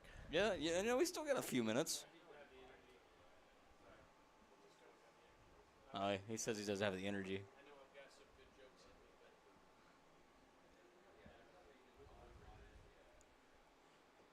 You know, again, I don't think we've given a real big shout out to the driver of the S2000. I don't remember his name. I got it written down. It's Brad Turner coming up here and gifting us up with these super freaking cool water bottles and stickers. I called them stickers last time, and he kind of took that and ran with it. And he gave me a sticker. He gave you a sticker, and he gave Will a sticker. There's a whole crap ton of stickers right here. I also got a little pin. I got a little pin, too. I'm going to put that on my hat.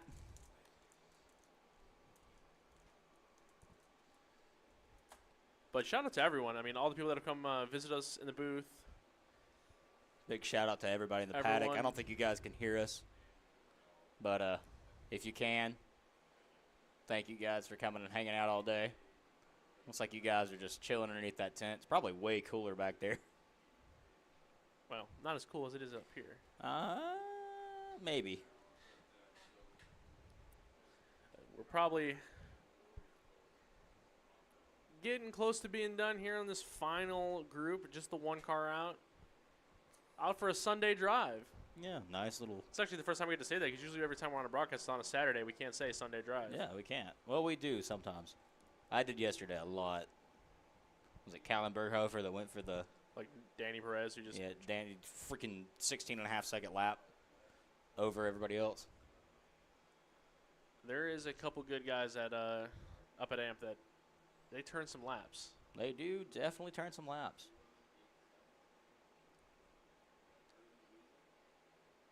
I tell you who's fast up at AMP. I'm not sure if you guys know Kyle Mavis, Yep. Flat Plane Fury on Instagram, and his GT350. Has he been running this year? Probably not. I Does haven't he seen- run like track days, or is he a member? He did the AXS series last year. I talked Okay, to so he him runs the, like the autocross. I talked to him the other day. I think he said that he did the most recent event, but he's more of a SCCA guy. Yeah, he was probably out there when SCCA was at AMP, which was, what, 2 weeks ago? 3 weeks ago? I can't remember exactly when it was. Well, SCCA also runs autocross events, so he could be doing those. Yeah, that's what I mean. A GT350, I mean, you could take it around at AMP, but like Looks probably like better off we doing are. autocross with a car like that. Looks like we are closing out our. Yeah, I see the flagman making his final march. So, Will, what currently is our best lap time for Lori in this Sprite? Oh, he's.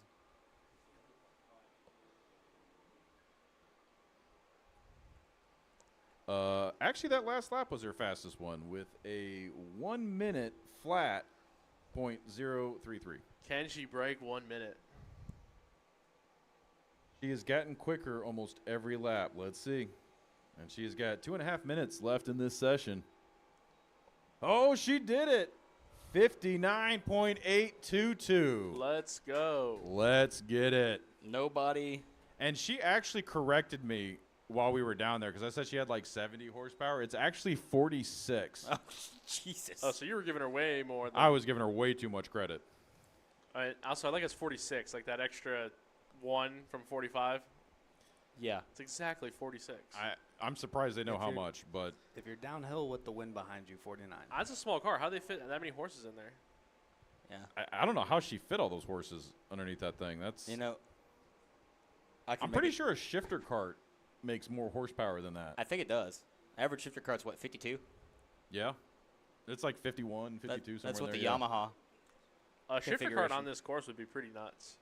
Yeah, that would be Sean fun to see a shifter Haynes. going.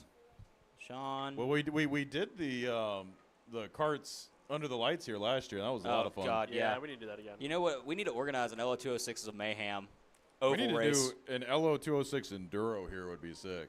That or just an LO206 oval race. Yeah. I'm all for that. I don't know how that would work, but by God, I want it to happen. I would like to see a 100-cart field. It's not our job to figure out the logistics. We just Pitch the We idea. just pitch the ideas. Yeah, we're an idea man. You know what? Will, I'm gonna try to make that happen. See if we can. We're gonna try to make that happen. We're gonna start posting in some of the kart racing groups that we're in to see if anybody be interested in doing that. And then we're gonna get with the Caffeine and Octane Lanier people and make it happen. There's probably only a minute or so left on this session, so getting towards the final laps here. Big push down the finish line straight away, 0 to 60 in 5 business days. You know, the tag on my mail Jeep was 0 to 60 never. Just never How'd got you it. fit that in 7 letters? 060 NVR. Nice. Hey, and Lori keeps getting faster. Keeps this last time by 58.110. She needs to shave off 4 So seconds. she loses a second every lap. She's not in contention for FTD, but No. Hypothetically speaking, hypothetically, if this kept going at this rate, she could win. She would could. She would run a 10-second lap. of at some all the point. drivers, she is one. Hey, You know, I wonder how the handling actually is in this car. I mean, it's literally, like we said, a bathtub with wheels. I mean, it is tiny though. I mean, it's probably real light. And here we are. Checkered flag is out. Hand in the air. What's the final time, Will? Did she improve? What's the final? The final countdown.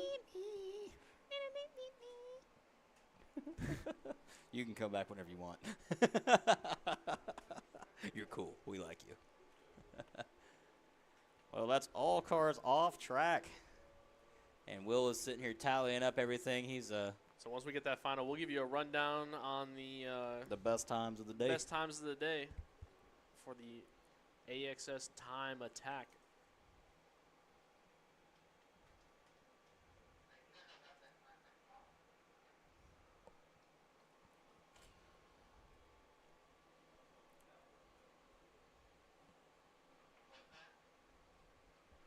Hey, yeah, Cody, go put a run in. We'll actively critique it up here in the booth. You know what?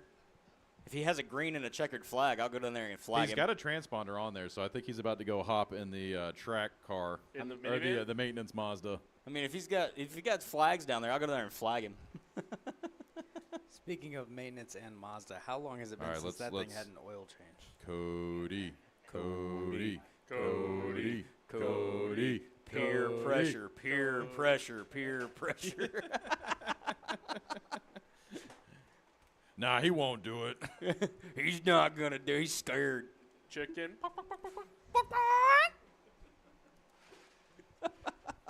You won't race the company car. Hey, you want to race the truck? I'll race the truck. You won't race it live on your company's Facebook page. Nah, if anything, I want to see. that would probably that- have some views. I want to see the Mazda versus the ambulance. That's what I'm looking for right now. Well, I don't think it's going to happen. Ambulance with a patient. Steve, why don't you give us a rundown of these top times here of the day? So when we get that last time from Lori, I'll be able to do so. Oh, I see Tony pulling out. Hopefully he's not leaving. He's got a podium spot. Will, what we got for Lori's best time? Lori's best time was a 58.114. So that second to last lap was her flyer. All right, so this is what we're going to do. We're going to run this down. So I'm going to go from the first group all the way down to the last group. So Early Wheeler in the Honda Fit with a 54.043 is his fastest time. Akil Nengpal in his Golf at 49.509. Ricky Gardner in his Supra at 50.087. Kyrie Mullaney at 43.295. Dante Tomlinson in his BMW at a 46.555. Brad Turner in the S2000 with a 44.638.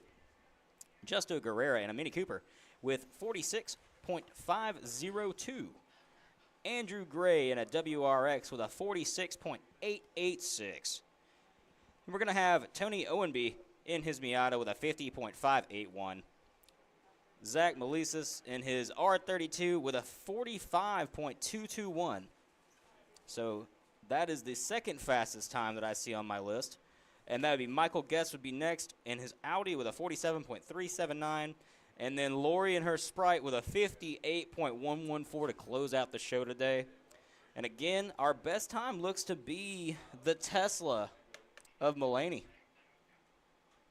That's the best time overall with a 43.295. I don't think it's surprising him the way we saw him run all day. He was definitely going to. This course was made for the Tesla. That acceleration was hard to beat. But I think that's going to do it for us today up here in the booth.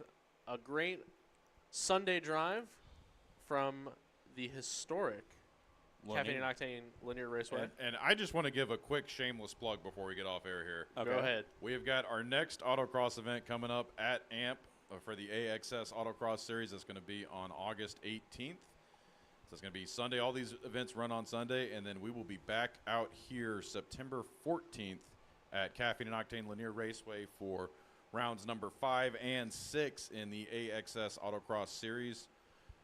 And they're out here pretty much every Friday night doing Friday Night Drift here at Caffeine and Octane Lanier Raceway. They also do downforce battles here once a month on Saturday. They'll have a downforce battle the night before we do the September event. So if you want to make it a doubleheader weekend, come on down. It's a lot of fun. This is the entry point for motorsports for wheel-to-wheel contest. Even though we don't go wheel-to-wheel out here, this is a good opportunity for you to get in your car, learn how to drive, learn how it handles and reacts on a road course, in a racing environment. And so if you've ever thought about getting into motorsports, this is where you start. You can basically come in any street car and run with us. So please do. We appreciate each and every one of you guys for tuning in today, all the drivers, all the fans, everybody out here today, and I'll send it back to y'all to sign off. All right. Thank you, Will, for that upcoming information on the AXS series. Steve, any final thoughts? Final thoughts for Steve. First off, I'd like to thank all the sponsors that were here today. None, really. but I'd like to thank the sponsors that Liberty Racing Review has. That would be Prattville Auto Care Center, RV, Alabama Sweet Tea Company, Our big new sponsor that we have is Smoky Bear Cigar and Cafe. Great place. You actually tried their cigars last night. I can vouch. It was great. Their house blend cigars are probably the greatest in the Southeast. They're located in Blue Ridge, Georgia. That sounds fun. Anybody got a coupon? I mean, just go up there and tell them Steve from LOR sent you. All right, there we go. And I don't know, they might give you a coupon. I don't know. Wonderful people. Let's see, who else we got? We got Atlanta Motorsports Park. Atlanta Motorsports Park and Caffeine and Octane. Big shout out to both of them for making this possible. 2 big sponsors, and of course, Liberty Racing Review, who is here, and that's me. And Redline Drivers Club. And Redline Drivers Club. Mall Georgia Ford. Mall Georgia Ford. All right. Well, that's going to do it for Up in the Booth. I'm Michael Lane here with my co-host Steve Newell and our executive producer and co-host William Rigdon. That is all for tonight. I'll see you guys in the next one. God bless everyone.